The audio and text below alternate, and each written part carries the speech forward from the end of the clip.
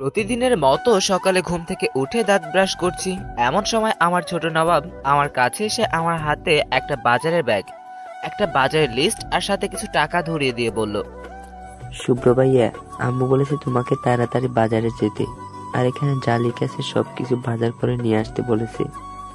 ঠিক আছে ছোট নবাব, আমি ফ্রেশ হয়ে এখনই যাচ্ছি। তুমি বড় আম্মুকে বলো যে ভাইয়া ফ্রেশ হয়ে বাজারে যাবে, কেমন? শুভ্র ভাইয়া, আমার জন্য চকলেট আনবে না বাজার থেকে? আমি আমার ছোট নবাবের এমন মলিন চেহারাটা দেখে ওর গাল দুটো হালকা টেনে দিয়ে হাসি মুখে বললাম, আমি বাজারে যাব আর আমার ছোট নবাবের জন্য চকলেট আনবো না তা কি করে হয়? তুমি নিশ্চিন্তে বই নিয়ে পড়তে বসো, ভাইয়া আসার সময় তোমার জন্য চকলেট নিয়ে আসবে, কেমন? আমার কথা শুনেই ছোট নবাবের মুখে হাসি ফুটে ওঠে। তখন ছোট নবাব আমার হাতে ধরে টেনে বসিয়ে দেয় আর আমার গাল দুটো হালকা টেনে দিয়ে বলে, শুভ্র ভাইয়া, তুমি অনেক ভালো, আর তুমি তাড়াতাড়ি বাজারে গিয়ে আমার জন্য চকলেট নিয়ে আসো। কথাটা বলেই ছোট নবাব চলে যায় আর আমি ফ্রেশ হয়ে টাকা আর বাজারের ব্যাগ নিয়ে রওনা দিই বাজারের দিকে। আপনারা হয়তো এতক্ষণ ভাবছেন কে এই ছোট নবাব, নিশ্চয়ই আমার ছোট ভাই হবে, তাই তো? কিন্তু না, ছোট ভাই ঠিকই, কিন্তু আমার আপন ভাই না। আর আমার আপন বলতে পৃথিবীতে আমি নিজেকেই চিনি, কারণ আমি একজন অনাথ। চলুন বাজারে যেতে যেতে আপনাদের সাথে নিজের পরিচয়টা দিয়ে দিই। আমি অভ্র, আগে পরে কিছু নাই। বাবা মা ছোটবেলায় আমাকে ছেড়ে আকাশে তারা হয়ে গেছে। এরপর থেকেই এই এলাকার সুনামধন্য চেয়ারম্যান আশরাফ আহমেদ আমাকে লালন পালনের দায়িত্ব নেয়। আমার মনে আছে ছোট সময় আমার মা এদের এখানে কাজ করত, আর আমি যখন ক্লাস 5-এ পড়ি তখন আমার মা মারা যায়। এরপর থেকেই এই আশরাফ আহমেদ আমাকে তার বাড়িতে রেখে দেয়। লোকে বলে আপনজন যখন ছেড়ে চলে যায় তখন আল্লাহ তাআলা এমন করেও ব্যবস্থা করে দেয় যেন সেই মানুষটা কখনো আপনজনের অভাবটা বুঝতে না পারে। আমার ক্ষেত্রেও তাই হয়েছে।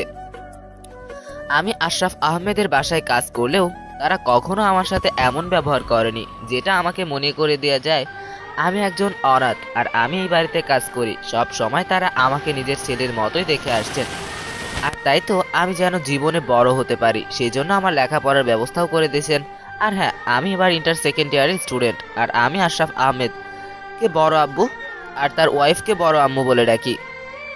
আর এতে তারাও অনেক খুশি হয়। আশরাফ আহমেদের এক ছেলে নাম আয়ান আহমেদ, যাকে আমি ছোট নবাব বলে ডাকি, সে এবার ক্লাস 8-এ পড়ে। আর তার এক বড় মেয়ে আছে নাম জান্নাতুল ফেরদৌস অধরা, সবাই তাকে অধরা বলেই ডাকে, আর তিনি এবার অনার্স প্রথম বর্ষে পড়েন। আপনাদের সাথে বেশ লম্বা একটা পরিচয় দিয়ে দিলাম, আর এই ফাঁকে কিন্তু আমি বাজারটাও করে ফেলেছি, কিন্তু আপনারা টেরও পেলেন না। এবার চলেন সবাই মিলে বাসার দিকে যাই, গিয়ে দেখি গল্পের বাকি অংশে আপনাদের জন্য কি অপেক্ষা করতেছে। আমি বাজার নিয়ে বাড়ির ভিতরে ঢুকতেই দেখি ছোট নবাব দাঁড়িয়ে আছে, আর আমি তাকে দুটো চকলেট হাতে ধরিয়ে দিতেই নাচতে নাচতে বাসার ভিতরে চলে যাই। আর আমি বাজারগুলো নিয়ে বড় আম্মুর কাছেই যাই। আমাকে দেখতে বড় আম্মু বলল, তুই এতক্ষণে আসলি বাজার থেকে? দে তাড়াতাড়ি, রান্নাটা শেষ করি, তোদের আবার কলেজের টাইম হয়ে যাচ্ছে। কোথায় দেরি করলাম, এই গেলাম আর এই বাজার নিয়ে চলে আসলাম। আর এই নাও তোমার বাকি টাকা। টাকাটা লাগবে না, ওটা তোর কাছে রেখে দে, কলেজে যাবি, হাত খরচ লাগবে না। আমার কাছে আছে, এখন আর লাগবে না। আর কাজের ছেলেকে এত লাই দিও না, তাহলে তোমার মাথায় চড়ে বসবে। আমার কথাটা শুনেই বড় আম্মু একটু রেগে যায়। তখন তিনি রাগী কণ্ঠে বলল, শুভ, আরেকবার যদি এই কথা তোর মুখে শুনি তাহলে এক থাপ্পড়ে সবগুলো দাঁত ফেলে দিব। আর এখন তুই অধরার কাছে যা, সকালে ঘুম থেকে উঠে তোকে ডাকছে। তখন আমি বলেছি তুই বাজারে গেছিস, এখন গিয়ে শুনে আয় কেন ডাকছিল। বড় আম্মু তুমি রাগ করো কেন? আমি তো তোমার সাথে মজা করছি। আর আর যাই বলো, তুমি রাগলে ঠিক কিরণমালার কটকটির মতোই লাগে। ওরে শয়তান পোলা, আমি কটকটি? তুই দাঁড়া এখানে, আমি তোর ব্যবস্থা করছি।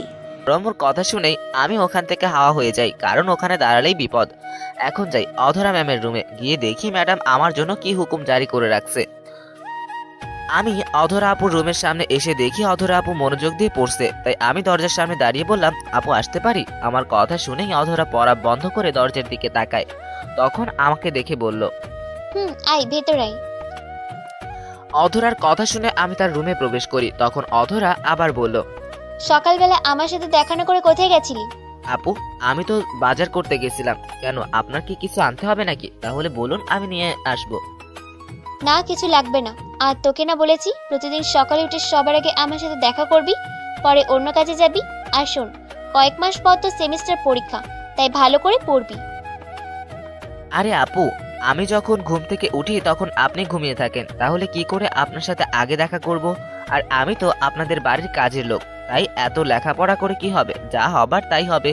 আমার কথাটা শোনার সাথে সাথে অধরা রেগে আগুন হয়ে যায় আর চেয়ার থেকে উঠে এসে আমাকে ঠাস করে দুটি চড় মারে। অধরার চড় খেয়ে আমি মাথাটা নিচু করে দাঁড়িয়ে থাকি।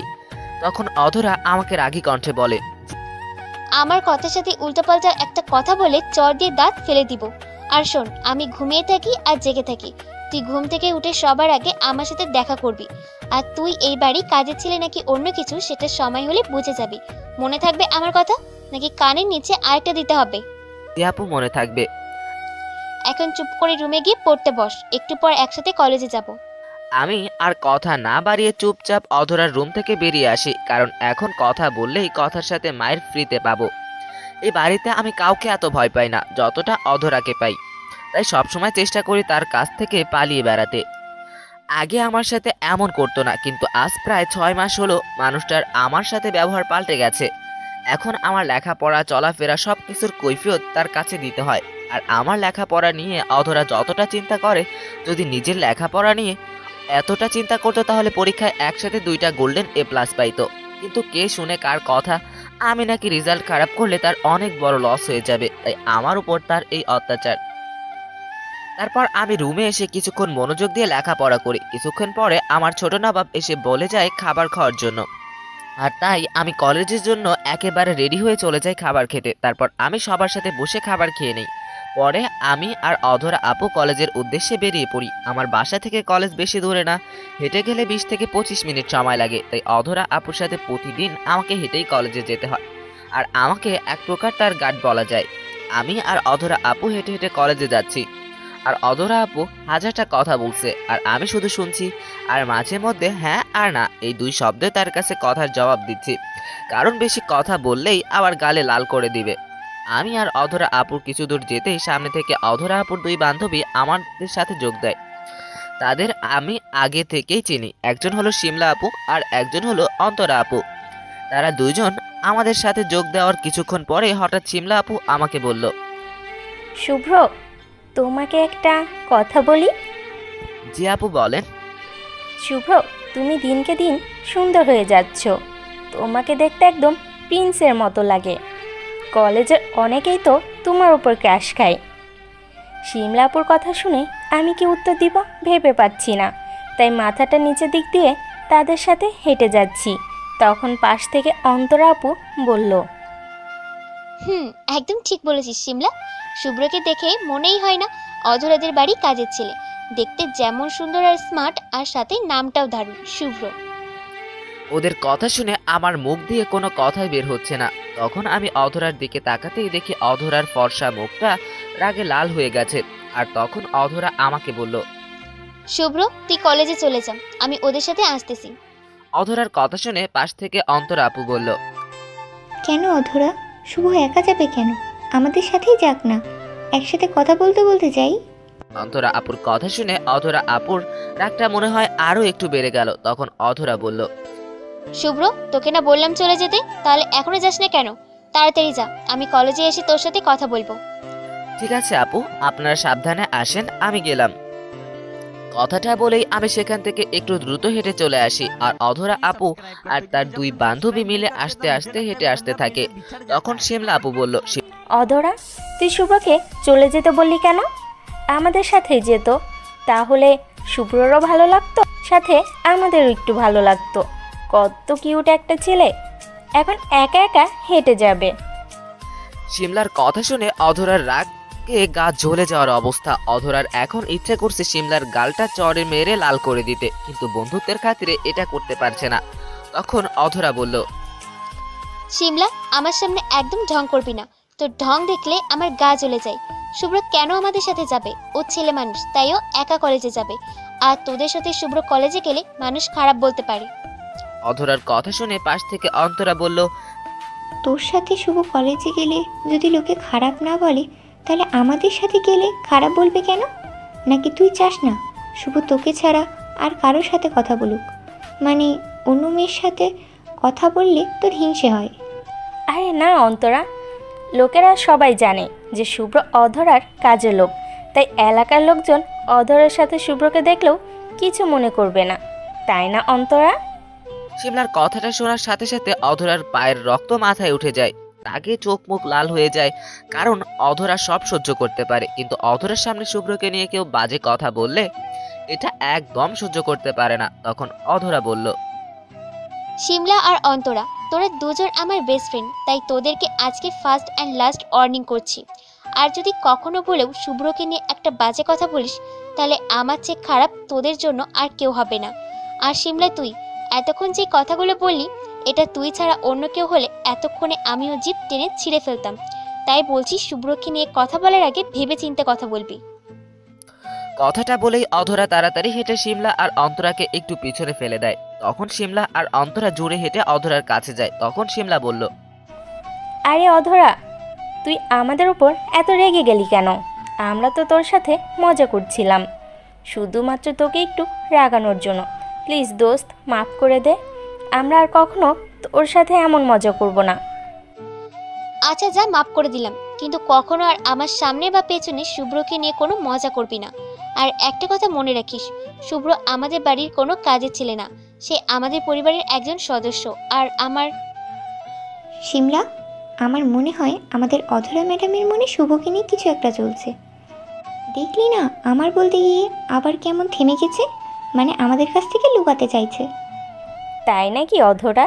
তুই কি শুভ্রকে পছন্দ করিস, মানে ভালোবাসিস?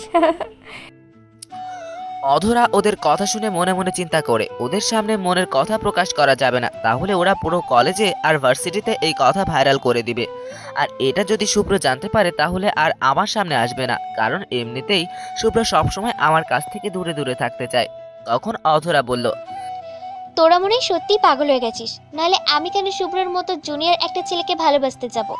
আমি কখনো জুনিয়র ছেলের সাথে প্রেম করব না, আর শুভ্রের সাথে তো একেবারেই না। আর তোদের তখন ওরকম বললাম কারণ আমি চাই না আমার পরিবারের সদস্যদের নিয়ে কেউ বাজে মন্তব্য করুক। এবার কথা বাদ দিয়ে তাড়াতাড়ি চল ভার্সিটিতে, না হলে আবার ক্লাস মিস করবি। তারপর তারা তিনজন মিলে একসাথে নানার কথা বলতে বলতে ভার্সিটিতে যেতে থাকে।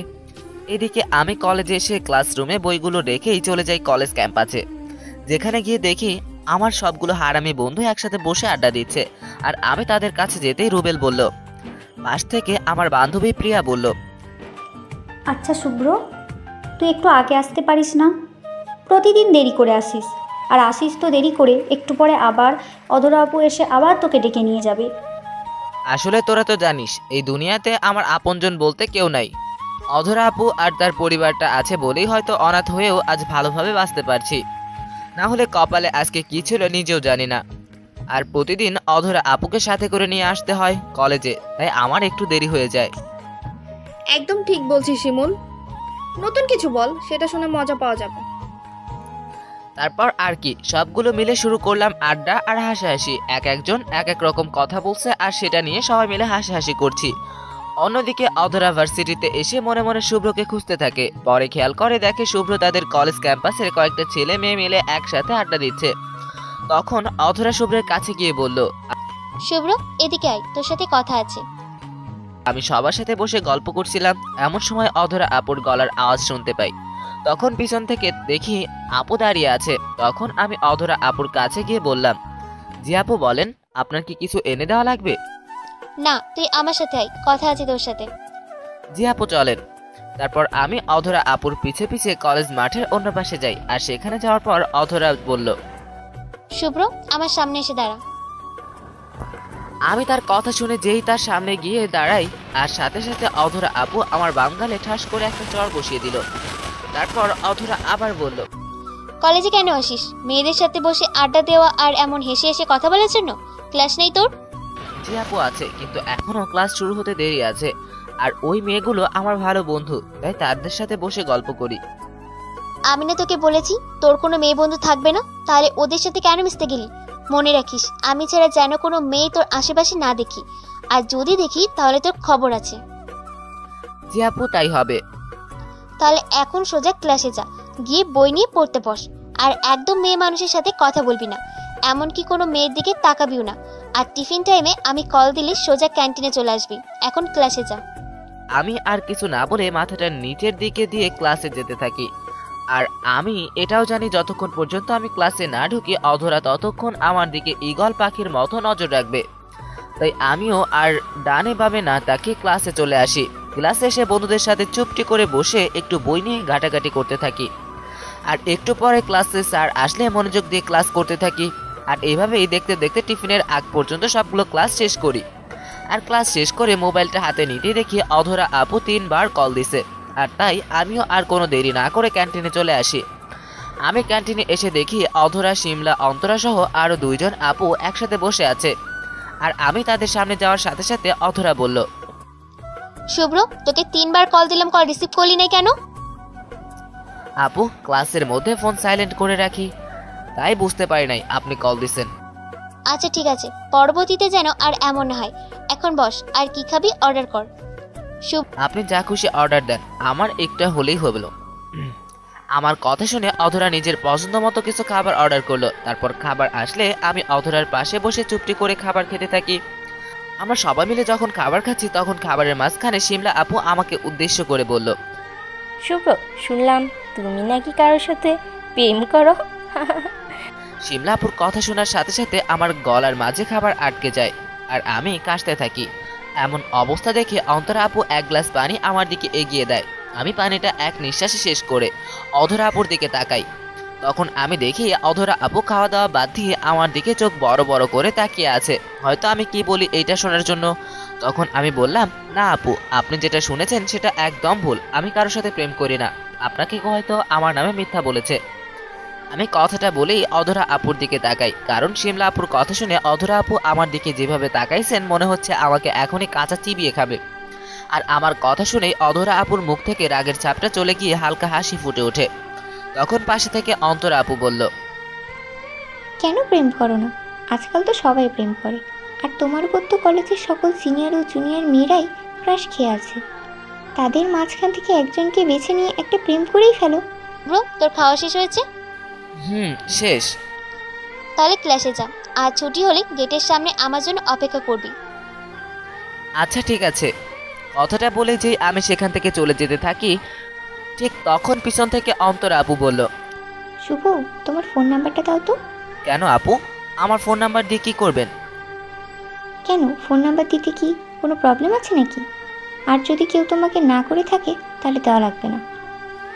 না না, সমস্যা নেই। 019 এটা আমার ফোন নাম্বার দিয়ে আমি সেখান থেকে তাড়াতাড়ি চলে আসি। কারণ আমি যখন অন্তরা আপুকে আমার মোবাইল নাম্বার দিই তখন অধরা আপু বারবার আমাকে চোখের ইশারায় মানা করছিল। আর এটা জানি এর জন্য আমার কপালে কষ্ট আছে, কিন্তু আমার তো কিছু করার ছিল না। তারপর সেখান থেকে আমি সোজা ক্লাসে চলে আসি। ক্লাসে এসে বন্ধুদের সাথে গল্প করে আর এক এক করে বাকি ক্লাসগুলো শেষ করি। তারপর কলেজ ছুটি হলো। আমি কলেজ গেটের সামনে এসে অধরা আপুর জন্য অপেক্ষা করতে থাকি। একটু পর দেখি অধরা আপু খুব দ্রুত পায়ে হেঁটে আসতেছে আর আমার কাছে এসে বলল, তাড়াতাড়ি একটা রিক্সা ডাক। আজকে কি রিক্সা করে বাসায় যাবেন? কুত্তা, বেশি কথা না বলে তোকে যা করতে বলেছি সেটা কর। অধরা আপুর এমন রাগ দেখে আমি আর ভয়ে ওনাকে কিছু জিজ্ঞাসা করিনি। তখন তাড়াতাড়ি করে একটা রিক্সা ডেকে এনে আমি বললাম, এই যে আপু, রিক্সা এসে গেছে, আপনি এখন যান। অধরা আপু রিক্সায় উঠে বসলে আমি সেখান থেকে হেঁটে চলে যেতে থাকি। তখন অধরা বলল, এই তুই কোথায় যাস? আপু, আপনি রিক্সা নিয়ে চলে যান, আমি হেঁটে চলে আসব। তোর হেঁটে যাওয়া লাগবে না, রিক্সায় ওঠ, একসাথে যাব।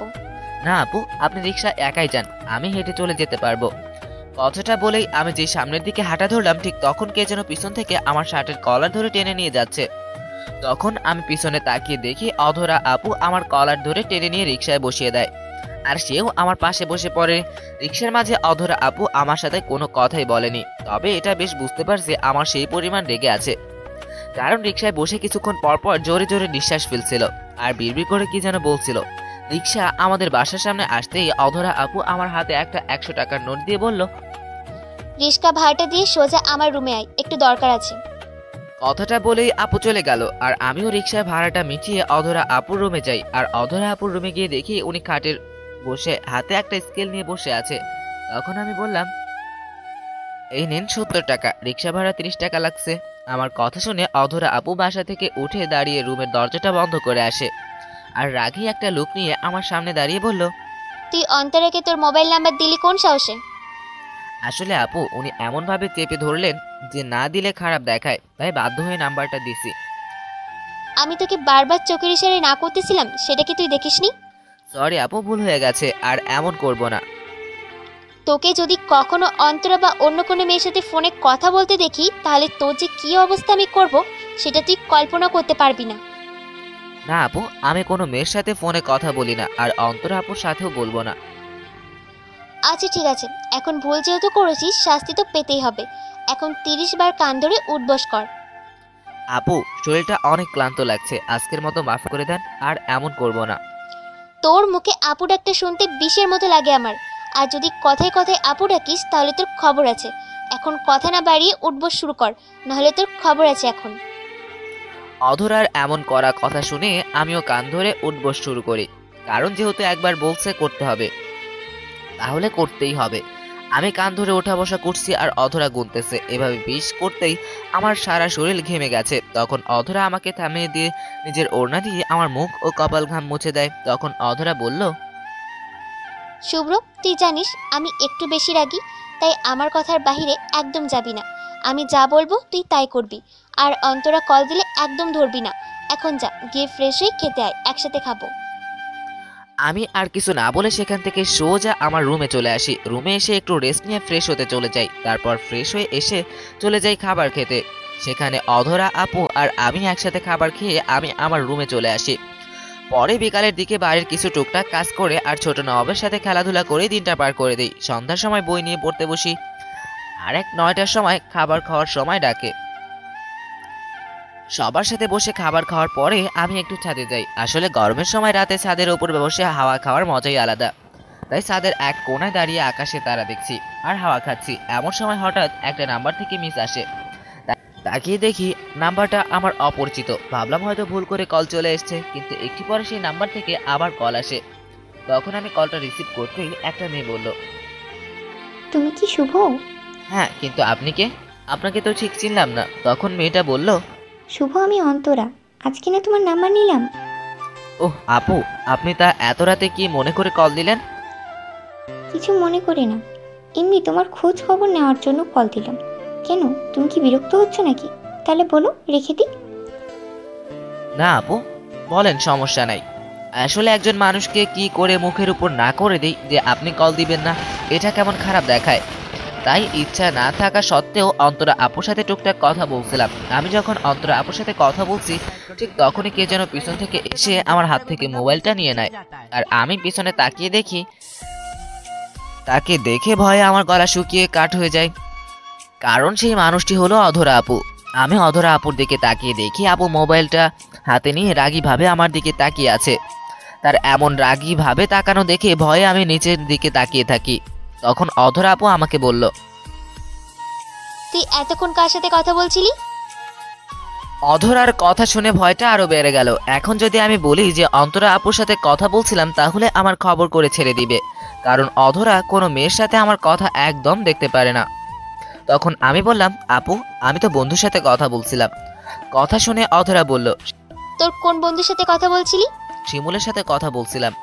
তবে আমার কথাটা শুনে মনে হয় অধরা বিশ্বাস করতে পারছে না। তখন অধরা আমার ফোনে কি যেন চেক করতে লাগলো। তারপর কিছু সময় আমার মোবাইল ঘাটাঘাটি করে আমাকে বলল, এটা তো শিমুলের নাম্বার না, কারণ আমি তো তোর সব বন্ধুর নাম্বার জানি, আর এটা দেখে মনে হয় নতুন নাম্বার। সত্যি করে বল শুভ্র, তুই কোনো মেয়ের সাথে কথা বলছিলি? অধরা আপুর এমন রাগ দেখে আমার অবস্থা খারাপ হয়ে গেছে। এখন যদি সত্যিটা আপুকে বলে দিই তাহলে আমাকে শেষ করে দিবে। তখন আমি বললাম, না আপু, বিশ্বাস করো আমি কোনো মেয়ের সাথে কথা বলি নাই। এটা শিমুলের নতুন নাম্বার, তাই আপনি চিনতে পারছেন না। বিশ্বাস না হলে আপনি কালকে কলেজে গিয়ে শিমুলকে জিজ্ঞাসা করে দেখবেন। আমার কথা শুনে অধরা আপু কিছুক্ষণ কি জেনে ভাবলো। তারপর আমার হাতে মোবাইলটা দিয়ে বলল, ঠিক আছে, তুই এখন রুমে যা, কালকে আবার কলেজ আছে। অধরার কথা শুনে আমি আর কিছু না বলে মোবাইলটা নিয়ে ছাদ থেকে জলদি নিচে নেমে আসি। তবে মনে মনে চিন্তা, অধরা আপু হঠাৎ এমন নরম ব্যবহার করলো কেন?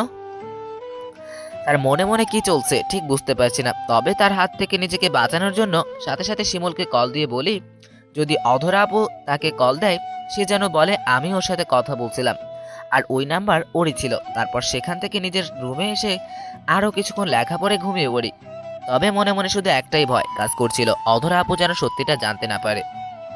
পরের দিন সকালে ঘুম থেকে উঠে প্রথমে অধরা আপুর সাথেই দেখা করি, কারণ সে বলছে ঘুম থেকে উঠে সবার আগে যেন তার সাথেই দেখা করি। তারপর বাসার কিছু প্রয়োজনীয় টুকটাক কাজ করি। কাজ শেষ করে সবাই মিলে একসাথে নাস্তা করি। নাস্তা শেষ হলে আমি আর অধরা আপু কলেজে যাওয়ার জন্য বেরিয়ে পড়ি। তবে আজ কলেজে যাওয়ার সময় অধরা আপু আমার সাথে তেমন কোনো কথা বলছে না। যখনই তার মুখের দিকে তাকাই তখনই মনে হয় অধরা মনে মনে কিছু একটা ভাবছে। আর আমিও ভয়ে তাকে কিছু জিজ্ঞাসা করিনি, কারণ কখন আবার রেগে যায় কে জানে। আজ আমি আর অধরা আপু দুজনেই কলেজে আসি। রাস্তায় আপুর বান্ধবীদের সাথে দেখা হয়নি, আর আমিও মনে মনে এই দোয়াটাই করছিলাম যে তাদের সাথে দেখা না হয়, কারণ বলা তো যায় না, যদি দেখা হলে সত্যিটা বেরিয়ে আসে। তারপর আমি আর অধরা আপু কলেজে আসলে অধরা বলল, শুভ্র, সোজা ক্লাসে যাবি, বাইরে এসে যেন কোনো মেয়ের সাথে আড্ডা দিতে না দেখি। আচ্ছা ঠিক আছে, আর প্রয়োজন পড়লে কল দিয়েন। কথাটা বলেই আমি সোজা আমার ক্লাসে চলে যাই। অন্যদিকে অধরা আপুও তার ক্লাসে চলে যায়। আমি ক্লাসে গিয়ে দেখি আমার সব বন্ধুরা মিলে একসাথে ক্লাসে গল্প করছে। তখন আমিও তাদের সাথে গল্পে যোগ দিই। তখনই আমাকে দেখেই শিমুল বলল, শুভ্র, যদি কাল রাতে কল না দিতি তাহলে আজকে ধরা খেয়ে যেতি। কেন? অধরা আপু কি তোর কাছে কল দিছিল? তোর সাথে কথা বলার পর একটু পরেই আপু আমাকে কল দিয়ে জিজ্ঞাসা করছে তুই কি আমার সাথে কথা বলছিলি নাকি। তখন আমি বলছি হ্যাঁ, শুভ্র আমার সাথেই কথা বলছিল। সুন্দর করে বলছিস তো, নাকি আপু আবার বুঝে যাবে? আরে বেটা, অধরা আপু জীবনও বুঝতে পারবে না যে আমি তাকে মিথ্যা বলছি। আর তুই তো জানিস আমি মিথ্যায় নোবেল পাইছি। না বুঝতে পারলেই ভালো, যদি বুঝে যায় তাহলে আমার সাথে তোরও বিপদ আছে, মনে রাখিস। তারপর আমরা ক্লাসের মাঝে বসে সবাই মিলে গল্প করতে থাকি বিভিন্ন বিষয় নিয়ে। আর একটু পরে ক্লাসে স্যার আসলে আমরা ক্লাসে মনোযোগ দেই। অন্যদিকে অধরা রাতে শুভ্রর কার সাথে কথা বলছে এটা জানার জন্য অস্থির হয়ে আছে, কারণ অধরার কেন জানি বিশ্বাস হচ্ছে না শুভ্র তার বন্ধু শিমুলের সাথে কথা বলছে। আর অধরা মনে মনে সন্দেহ করছে শুভ্র হয়তো কোনো মেয়ের সাথে কথা বলছে। তাই অধরা ক্লাসে গিয়ে দেখে তার বান্ধবী শিমলা, অন্তরা সহ আরো কয়েকজন মিলে বসে গল্প করছে। তখন অধরাও মুখে একটা মিথ্যা হাসির ভাব নিয়ে তাদের সাথে গল্পে যোগ দেয়। তারা যখন সবাই মিলে গল্প ব্যস্ত তখন অধরা বলল, কিরে অন্তরা, তুই নতুন নাম্বার নিলি অথচ আমাকে তো নাম্বার দিলি না? অধরার কথা শুনে অন্তরা কিছুটা অপ্রস্তুত হয়ে যায়, কারণ অন্তরা চাইছিল সে যে শুভ্রর সাথে কথা বলছে এটা অধরা জানতে না পারুক। তাই অধরার এমন কথা শুনে অন্তরা কিছুটা ঘাবড়ে যায়। তখন অন্তরা বলল, না মানে তোকে নাম্বারটা দিতে ভুলে গেছি, কালকেই সিমটা নতুন নিছি। অন্তরার কথা শুনেই অধরা বুঝে যায় কাল রাতে শুভ্র অন্তরার সাথে কথা বলছিল আর তার সাথে মিথ্যা কথা বলছে। এটা ভাবতেই অধরার রাগে গা জ্বলে যাচ্ছে। তখন অধরা নিজের রাগটাকে আড়াল করে বলল, তা তুই আমাকে আগে কল না দিয়ে কল দিলি শুভ্রকে? আমার থেকে কি শুভ্র তোর কাছে বেশি হয়ে গেল? অধরার কথা শুনে অন্তরা মনে করে শুভ্র হয়তো অধরাকে বলে দিছে যে আমি তাকে রাতে কল দিছিলাম। তখন অন্তরা বলল, আসলে অধরা এই নাম্বারটা দিয়ে শুভর সাথে একটু মজা করতে চাইছিলাম, তার জন্য রাতে ওকে এই নাম্বার দিয়ে কল দিয়েছিলাম। কিন্তু শুভ্র কেমন যেন কথাই বলতে চায় না, তুই একটু বলিস তো যেন কল দিলে একটু ভালো করে কথা বলে। অন্তরার কথা শুনে পাশ থেকে শিমলা বলল, অধরা, আমাদের অন্তরা মনে হয় তোদের শুভ্রের প্রেমে পড়ে গেছে, তাই না অন্তরা? যদি প্রেমে পড়িস তাহলে অধরাকে বল, তোকে ম্যানেজ করে দিবে। আর তুই না করলে আমাকে দিয়ে দে, আমি একটা চান্স নিয়েই দেখি। শুভ্রকে দেখলেই মনের ভিতর কেমন প্রেম প্রেম জাগে। তার কথাটা শুনেই অন্তরা কিছুটা লজ্জা পায়, কারণ অন্তরা মনে মনে শুভ্রকে পছন্দ করে, বলতে পারেন ভালোবাসে, কিন্তু এখনো শুভ্রের সামনে প্রকাশ করেনি। অধরা ভয়।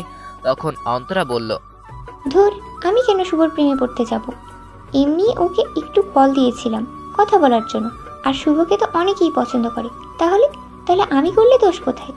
শুভর সাথে কথা বলতে ভালো লাগে, তাই একটু কল দিয়েছিলাম।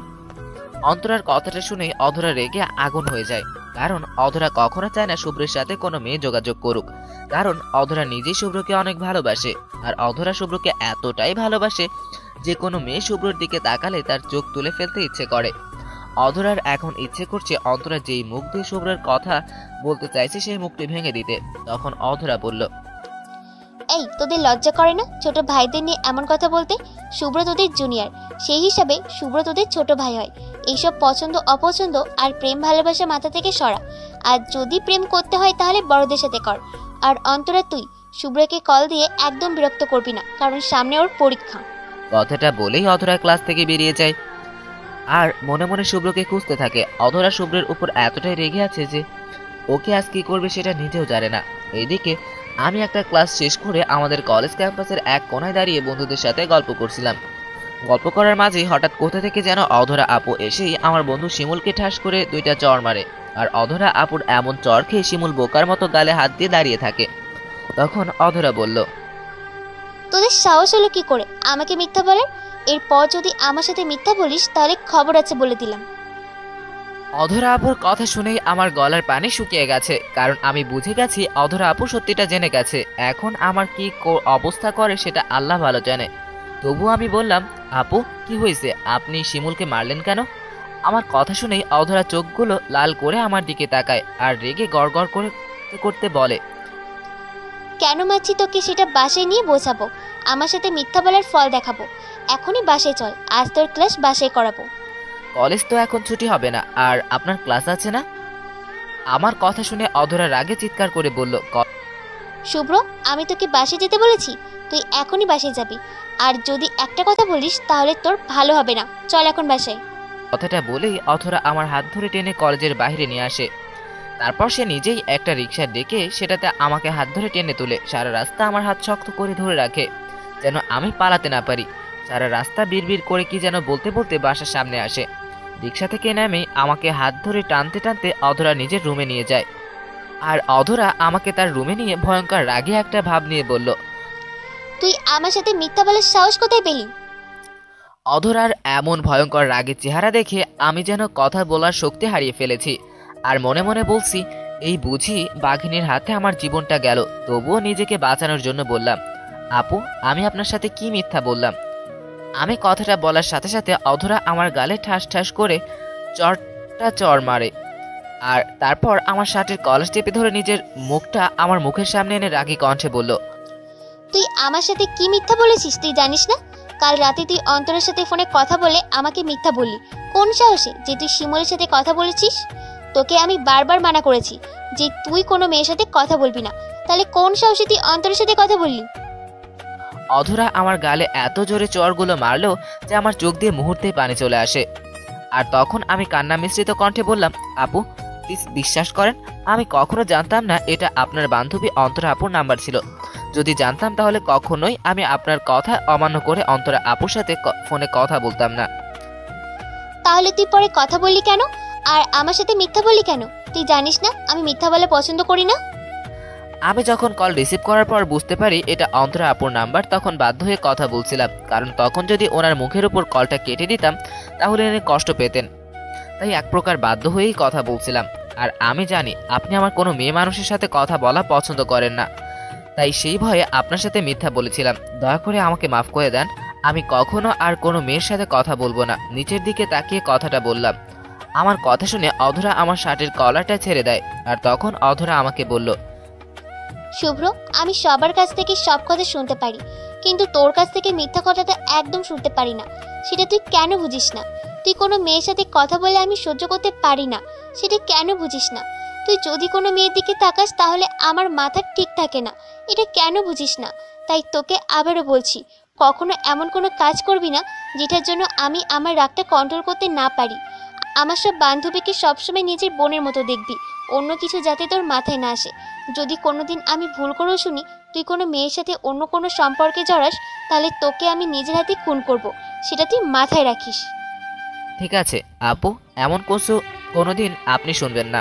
আর অন্তরা আপুকে তো নিজের বোনের নজরে দেখি, যেমনটা আপনাকে দেখি নিজের বোনের নজরে।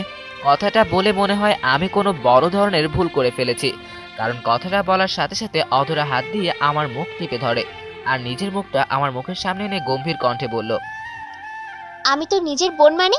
আমি কি তোর মায়ের পেটের বোন নাকি যে তুই আমাকে নিজের বোন মনে করিস? এইসব আবাল মার্কা কথা যদি আরেকবার আমার সামনে বলিস তাহলে মেরে তোর মুখ ভেঙে দিব, কুত্তা কোথাকার। আজ থেকে পৃথিবীর সব মেয়ে তোর নিজের মায়ের পেটে বোন, শুধু আমি ছাড়া। সবাইকে আপু বলে ডাকবি, কিন্তু আমাকে আপু বলবি না, বুঝলি? অধরার কথা শুনে আমি মুহূর্তেই বোকা বনে যাই। এই মেয়ে বলে কি পৃথিবীর সবাই নাকি আমার মায়ের পেটের বোন, শুধু উনি ছাড়া। সবাইকে আপু ডাকলেও তাকে নাকি আপু ডাকে যাবে না। তাহলে তাকে কি বলে ডাকবো? তখন আমি বললাম, আপনাকে তো ছোটবেলা থেকেই আপু বলে ডাকে আসছি, তাহলে এখন আপু ডাকবো না কেন?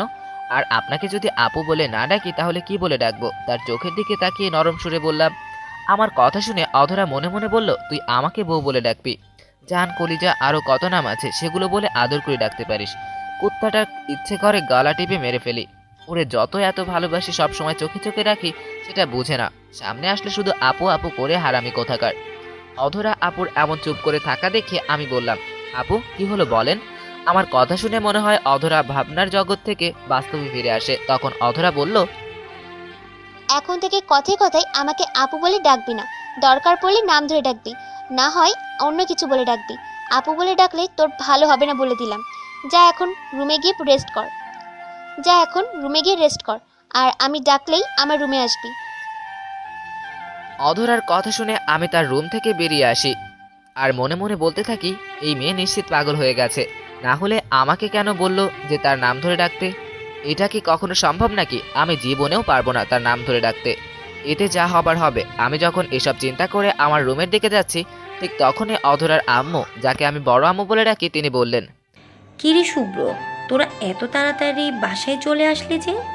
বড় আম্মুর কথা শুনে আমি চিন্তায় পড়ে যাই, কি বলবো ভেবে পাচ্ছি না। তখন আমি বললাম, বড় আম্মু, আজকে নাকি কলেজে কোনো ক্লাস হবে না, কলেজ কিসের একটা মিটিং আছে, তাই কলেজ ছুটি দিয়ে দিয়েছে। মিথ্যা বললাম যাতে কিছু বুঝতে না পারে।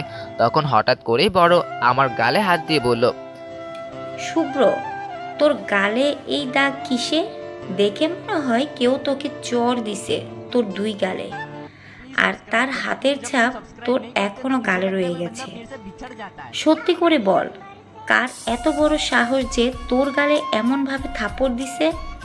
আসলে আমি তাদের নিজের ছেলে না হতে পারি, কিন্তু আজ পর্যন্ত তারা আমার গায়ে কখনো হাত তোলেনি, তাই আমার গালে এমন চরের দাগ দেখে বড় আম্মু রেগে যায়। এখন যদি আমি বলি যে অধরা আপু আমাকে এমনভাবে চর দিছে, তাহলে বড় আম্মু গিয়ে অধরাকে বকা দিবে, আর কখনোই চায় না আমার জন্য অধরা বকা খাক। তখনই আমি বললাম, আসলে বড় আম্মু, তুমি যেমন ভাবছো ঠিক তেমন না। সকাল থেকে আমার অ্যালার্জির সমস্যা হচ্ছে, মুখটা কেমন জানি চুলকাইতেছে, তাই হয়তো মুখে চুলকানির কারণে দাগ পড়ে গেছে, না হলে আমাকে আবার কে মারবে? কিন্তু দেখে তো মনে হয় না এটা অ্যালার্জির দাগ, মনে হচ্ছে কেউ তোকে মারছে। সত্যি করে বল আমাকে, কে মারছে তোকে? বড় আম্মু, তুমি শুধু শুধু চিন্তা করছো, আমাকে কেউ মারেনি। আমি এখন গিয়ে গোসল করলেই দেখবে সব ঠিক হয়ে যাবে। আমি এখন রুমে যাই। আচ্ছা যা, রুমে গিয়ে রেস্ট কর। তারপর আমি সেখান থেকে দ্রুত রুমে চলে আসি, না হলে বড় আম্মু ঠিকই বুঝে যাবে যে আমার গালের দাগগুলো চর মারার দাগ ছিল। আমি রুমে এসে সরাসরি চলে যাই গোসল করতে। গোসল করে রুমে এসে আয়নার সামনে দাঁড়িয়ে দেখি সত্যি আমার দুই গালে এখনো অধরার হাতের চরের দাগ রয়ে গেছে। গুন্ডিটার হাতে এত শক্তি যে আরেকটু জোরে মারলে হয়তো আমার দাঁত পড়ে যেত। তারপর আমি একটু রেস্ট নেওয়ার জন্য বিছানায় শুয়ে পড়ি, কিন্তু বিছানায় শোয়ার পর কখন যে আমি ঘুমিয়ে পড়ি সেটা নিজেও জানি না। আমি যখন গভীর ঘুমে মগ্ন, তখন হঠাৎ ঘুমের মাঝে আমি অনুভব করি কে যেন আমার গালে নরম হাতের কমল স্পর্শ দিয়ে আমার গালে হাত বুলিয়ে দিচ্ছে। এটাকে আমি এতটা আমলে না নিয়ে আবার ঘুমানোর চেষ্টা করি, কিন্তু না, আস্তে আস্তে সেই নরম হাতের ছোঁয়াটা যেন আরো বাড়তে লাগলো। আমার গালে হাত বুলিয়ে দিচ্ছে, আমার চুল আস্তে আস্তে বিলি কেটে দিচ্ছে, আর এতক্ষণে আমার ঘুমটাও ভেঙে যায়। আমি যখন চোখ খুলি দেখার জন্য সেই মানুষটাকে, যে কে আমার এত যত্ন করে আদর দিচ্ছে, আর চোখটা খুলে আমি যাকে দেখলাম তাকে দেখে আমি অবাক হয়ে যাই, কারণ সেই মানুষটি হলো অধরা আপু। অধরা আপুকে দেখে আমি তাড়াতাড়ি শোয়া থেকে উঠে বসি। তখন অধরা বলল, কিরে, উঠে পড়লি কেন? শুয়ে থাক, আমি তোর মাথায় হাত বুলিয়ে দিচ্ছি। অধরার কথা শুনে আমি মনে মনে বলতে থাকি, অধরা আপুর আবার কি হলো? কিছুক্ষণ আগেই তো মেরে আমার গাল লাল করে দিছে, হঠাৎ আবার কি হলো যে এত আদর দেখাচ্ছে কেন? সত্যি মেয়ে মানুষের মন বোঝা অনেক কঠিন, তারা কখন কি করে নিজেরাও জানে না। আমি যখন চুপ করে বসে মনে মনে এসব ভাবছিলাম, তখন আমার এই চুপ থাকা দেখে অধরা আপু বলল, কিরে শুভ্র, এমন চুপ করে কি ভাবছিস? শুয়ে পড় এখানে। অধরা আপুর কথা শুনে আমি বললাম, আপু, আপনার মাথা ঠিক আছে তো? আমি কথাটা বলার সাথে সাথেই অধরা আমাকে দুইটা চর মারে, কিন্তু চরগুলো খুব জোরেই দেয় নাই। তখন আমি গালে হাত দিয়ে বললাম, ওহ, এখন আবার কেন মারলেন? আমি তো কিছুই করি নাই। তুই এখন আমাকে আপু ডাকলি কোন সাহসে? তোকে না মানা করলাম আমাকে আপু ডাকতে, তাহলে ডাকলি কেন? আচ্ছা, আপনি সত্যি করে বলেন তো আপনার কি হয়েছে, মাথা ঠিকঠাক আছে তো? তাহলে তুই কি বলতে চাচ্ছিস, আমি পাগল? না না, আমি ঠিক তা বলিনি। আপনি পাগল কেন হতে যাবেন? আসলে সকালে আপনি নিজের হাতে মেরে আমার গাল লাল করে দিয়েছেন, যেটার ব্যথা এখনো গালে লেগে আছে। আবার এখন নিজে এসে আমার ঘুমের মাঝে মাথায় হাত বুলিয়ে দিচ্ছেন, আদর করছেন। আর সব থেকে বড় কথা, আপনি আমার থেকে গুণে গুণে 2 বছরে বড়। তাহলে আমি কি করে আপনাকে নাম ধরে ডাকি সেটা আপনি নিজেই বলেন। তাই জন্য বললাম আপনার মাথা ঠিক আছে কিনা। অধরা চোখের দিকে তাকিয়ে কথাগুলো বললাম।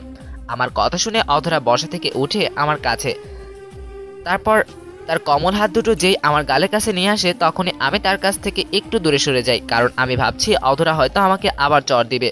তাই আমি একটু দূরে সরে যাই যাতে চড় দিতে না পারে, কারণ সকালের চড় খেয়ে আমার চাপার দাঁত নড়ে গেছে। আমি যখন অধরার কাছ থেকে দূরে সরে যাই, তখন অধরা আমার দিকে চোখ লাল করে তাকায় আর আমাকে ওর কাছে আসতে বলে, কিন্তু আমি ভয়ে তার কাছে না যাওয়াতে অধরার নিচে আবার আমার কাছে।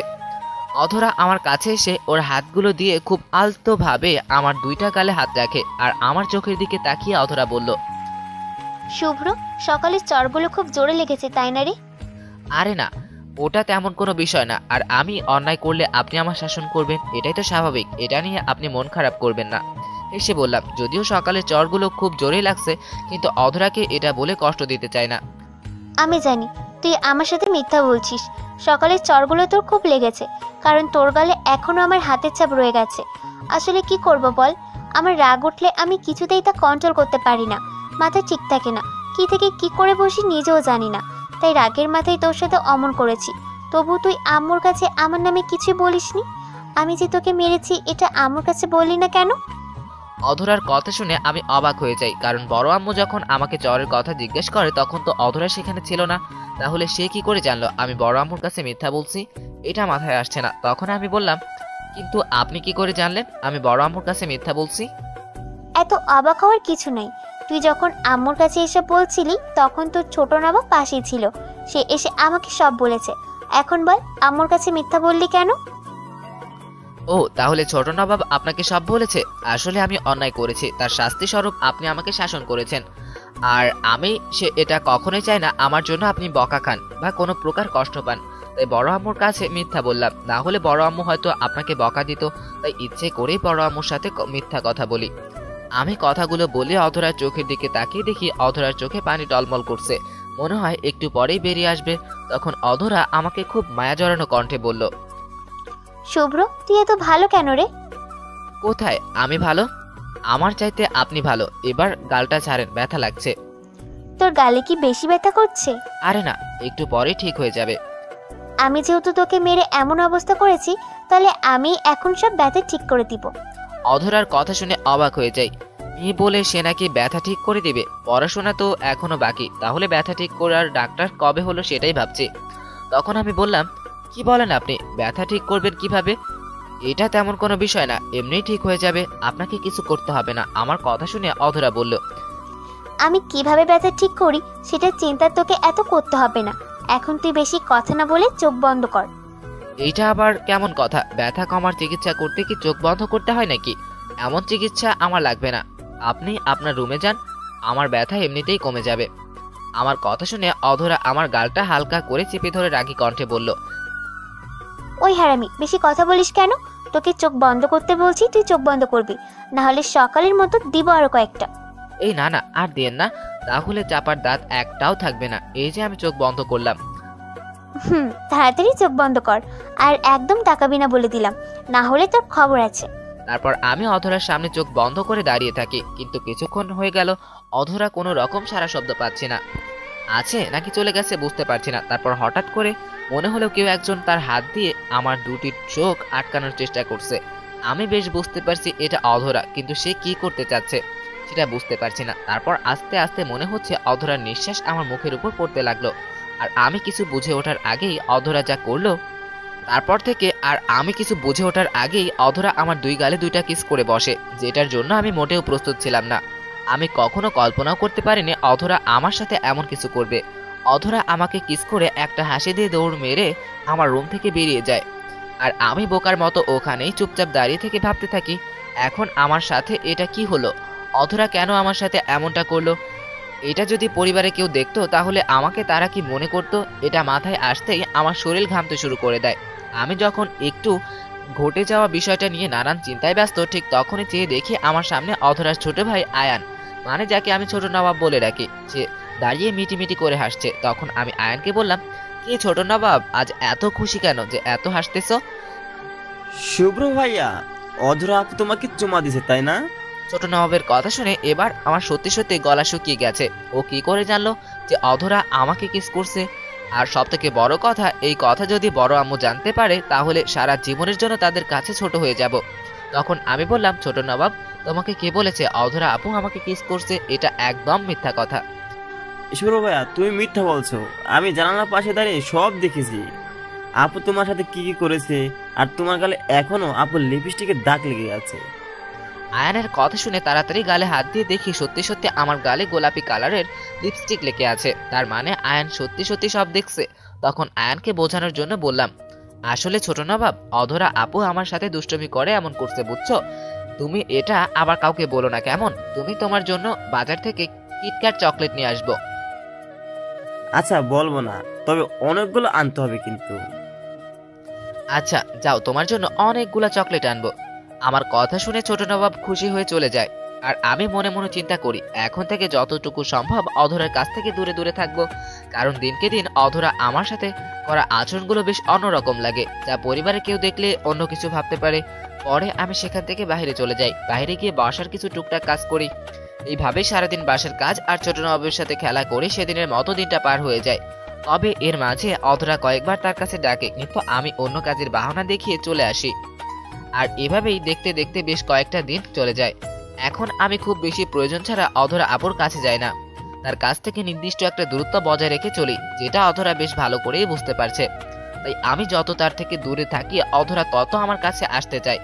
এখন কলেজে গেলে আগের চাইতে আরো বেশি নজর রাখে আমার উপর। আজ কলেজে যাওয়ার জন্য আমি আর অধরা বাসা থেকে বের হই। মাঝ রাস্তায় এসে হঠাৎ অধরা থেমে যায় আর আমাকে বলে, শুভ্র, তুই ইদানিং আমাকে বেশ এড়িয়ে চলছিস। কোথায় এড়িয়ে চলছি? সবসময় তো আপনার পাশে পাশেই থাকি। তুই কি ভাবছিস আমি কিছু বুঝি না? আগের মতো তুই আমার সাথে কথা বলিস না। আমি 10টা প্রশ্ন করলে তুই একটা প্রশ্নের উত্তর দিস। আমি তোকে ডাকলে তুই অন্য কাজের বাহানা দিয়ে চলে যাস। এগুলো কেন করছিস আমার সাথে? তোর এমন ব্যবহার যে আমাকে খুব কষ্ট দেয়। আমি ঠিকমতো খেতে পারি না, ঘুমাতে পারি না। বল, কেন আমার কাছ থেকে দূরে থাকিস তুই? দেখেন আপু, আমি এখন যেটা করছি এটাই ঠিক। এখন আপনি বড় হয়েছেন, আমিও বড় হয়েছি। আপনার সাথে এত মিশা এখন ঠিক না, কারণ এতে মানুষ অন্য কিছু মনে করতে পারে। সেদিন আপনি আমার রুমে এসে আমার সাথে যা যা করছেন, আমার ভাই তা সব দেখছে। একটাবার চিন্তা করছেন, যদি এটা ছোট নবাবের জায়গায় আপনার আম্মু হতো তাহলে উনি কি মনে করতেন? তাই আমি সিদ্ধান্ত নিচ্ছি এখন থেকে সব সময় আপনার কাছ থেকে দূরে থাকবো। আর কিছুদিন পরে আমি এমনিতেই আপনাদের এখান থেকে চলে যাব। তাই শুধু আমার প্রতি মায়া বাড়িয়ে লাভ নাই, এতে কষ্টে আরো বাড়বে। আমি কথাগুলো বলার সাথে সাথে অধরা কাঁধ থেকে ব্যাগটা ফেলে দিয়ে কাছে এসে আমার শার্টের কলার চেপে ধরে। তখন অধরা বলল, যা বলছিস খুব বেশি বলে ফেলছিস, আর বলিস না। একটা কথা তুই ভালো করে জেনে রাখ, তোকে আমি সারা জীবন আমার চোখের সামনে দেখতে চাই। আর আমি তোকে সারা জীবন আমার চোখের সামনে রাখবো। তার জন্য আমার যা করতে হয় তাই করব। আজ থেকে যদি আমার কাছ থেকে দূরে থাকিস বা থাকার চেষ্টা করিস, তাহলে ওই দিন তো তোর রুমে গিয়ে গালে কিস করেছি, এবার সবার সামনে তোর ঠোঁটে কিস করব। তখন দেখবি কেমন লাগে।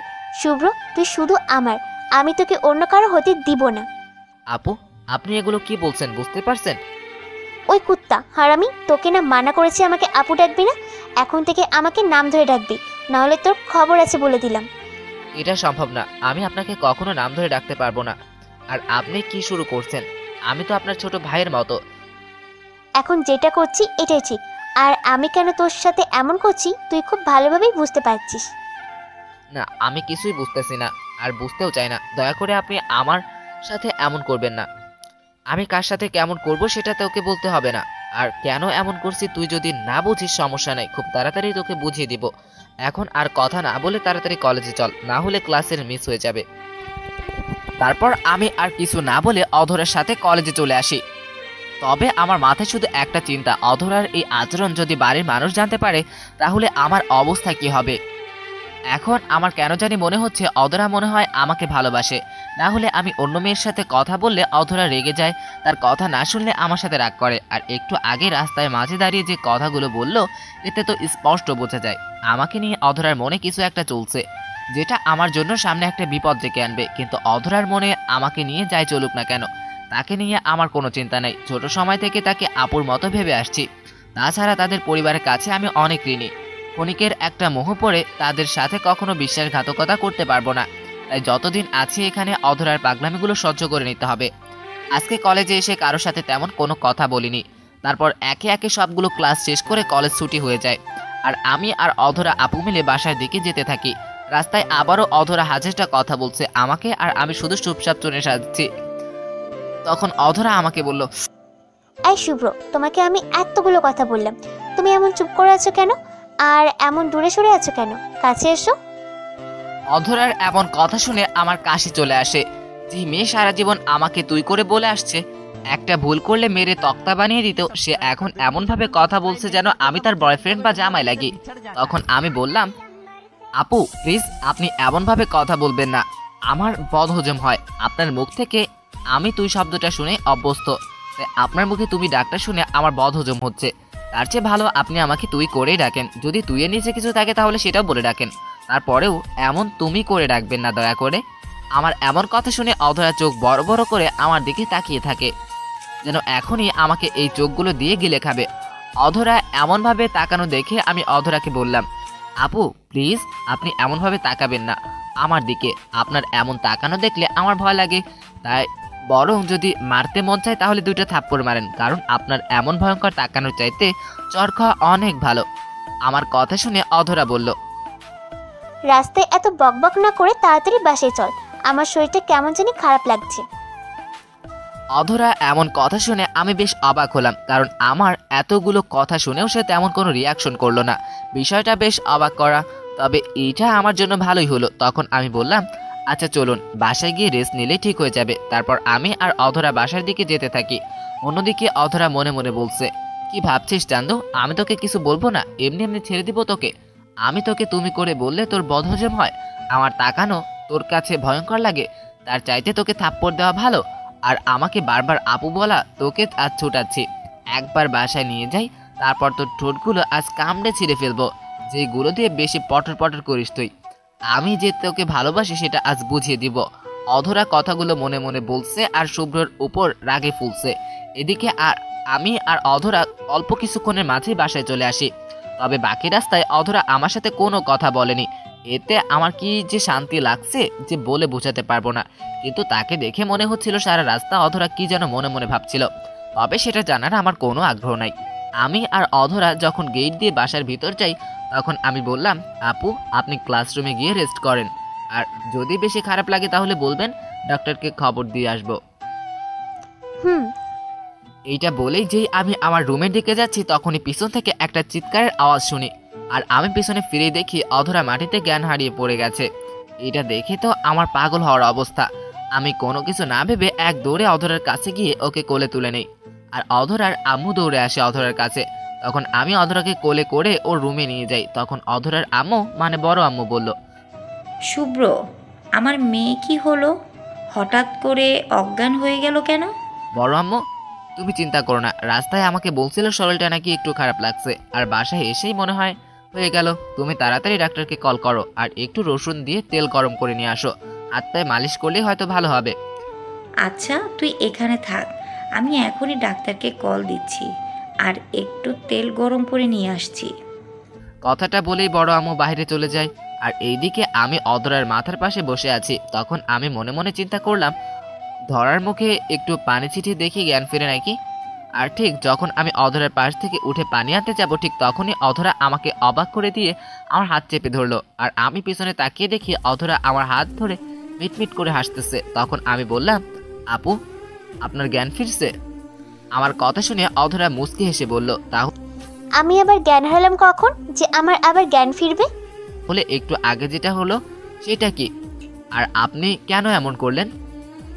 তোর সাথে আমার কিছু হিসাব আছে, সেই হিসাবটা বরাবর করার জন্যই এই নাটকটা করলাম, যাতে তোকে আমার কাছে পাই। কারণ বাড়িতে আসলেই তো তুই আমার কাছ থেকে পালিয়ে বেড়াস, তাই যাতে পালাতে না পারিস এই বুদ্ধি করলাম। কাজটা আপনি একদম ঠিক করেননি। আপনার জন্য বড় আম্মু কত চিন্তা করছে বুঝতে পারছেন? আর আমার সাথে এসব করে কোনো লাভ হবে না। আমি যেটা চাচ্ছেন সেটা কোনো দিন হবে না। তার চেয়ে বরং ভালো পাগলামি বাদ দেন, আমি গিয়ে বড় আম্মুকে বলে আসি আপনি সুস্থ হয়ে গেছেন, না হলে আবার বড় আম্মু ডাক্তারকে নিয়ে আসবে। কথাটা বলে যেই বাইরে হওয়ার জন্য পা বাড়ালাম, ঠিক তখনই অধরা শোয়া থেকে আমার হাত ধরে এত জোরে টান দিয়ে আমি ব্যালেন্স রাখতে না পেরে অধরার বুকের উপর গিয়ে পড়ি। আর আমি অধরার উপর পড়ার সাথে সাথে অধরা আমাকে দুই হাত দিয়ে শক্ত করে জড়িয়ে ধরে আমাকে ওর নিচে ফেলে দিয়ে অধরা আমার বুকের উপর চেপে বসে। অধরার এমন কাণ্ড দেখে আমি বললাম, আপু প্লিজ আমাকে ছাড়েন, এটা একদম ঠিক হচ্ছে না। এখন যদি বড় আম্মু এসে ভাবে আমাদের দেখে, তাহলে আমার প্রতি যে তাদের বিশ্বাসটা ছিল সেটা এক মুহূর্তে কাচের মতো ভেঙে টুকরো টুকরো হয়ে যাবে। চুপ করে থাক, আর একটা কথাও তুই বলবি না। আম্মু যদি এখন এসে দেখে তাহলে তোকে কিছু বলার আগে আমি বলবো যে আমি তোকে ভালোবাসি, শুধু আজ থেকে না, অনেক আগে থেকে। কিন্তু সেটা তুই বুঝিস না। আমি তো যত কাছে যেতে চাই তুই তত আমার কাছ থেকে দূরে চলে যাস। আপু আপনি সব কি বলছেন? আমাকে ভালোবাসেন মানে? আমি আপনার ছোট ভাইয়ের মতো, এটা কখনো সম্ভব না। আর আমার উপর থেকে সরুন, না হলে বড় আম্মু এসে দেখে ফেলবে।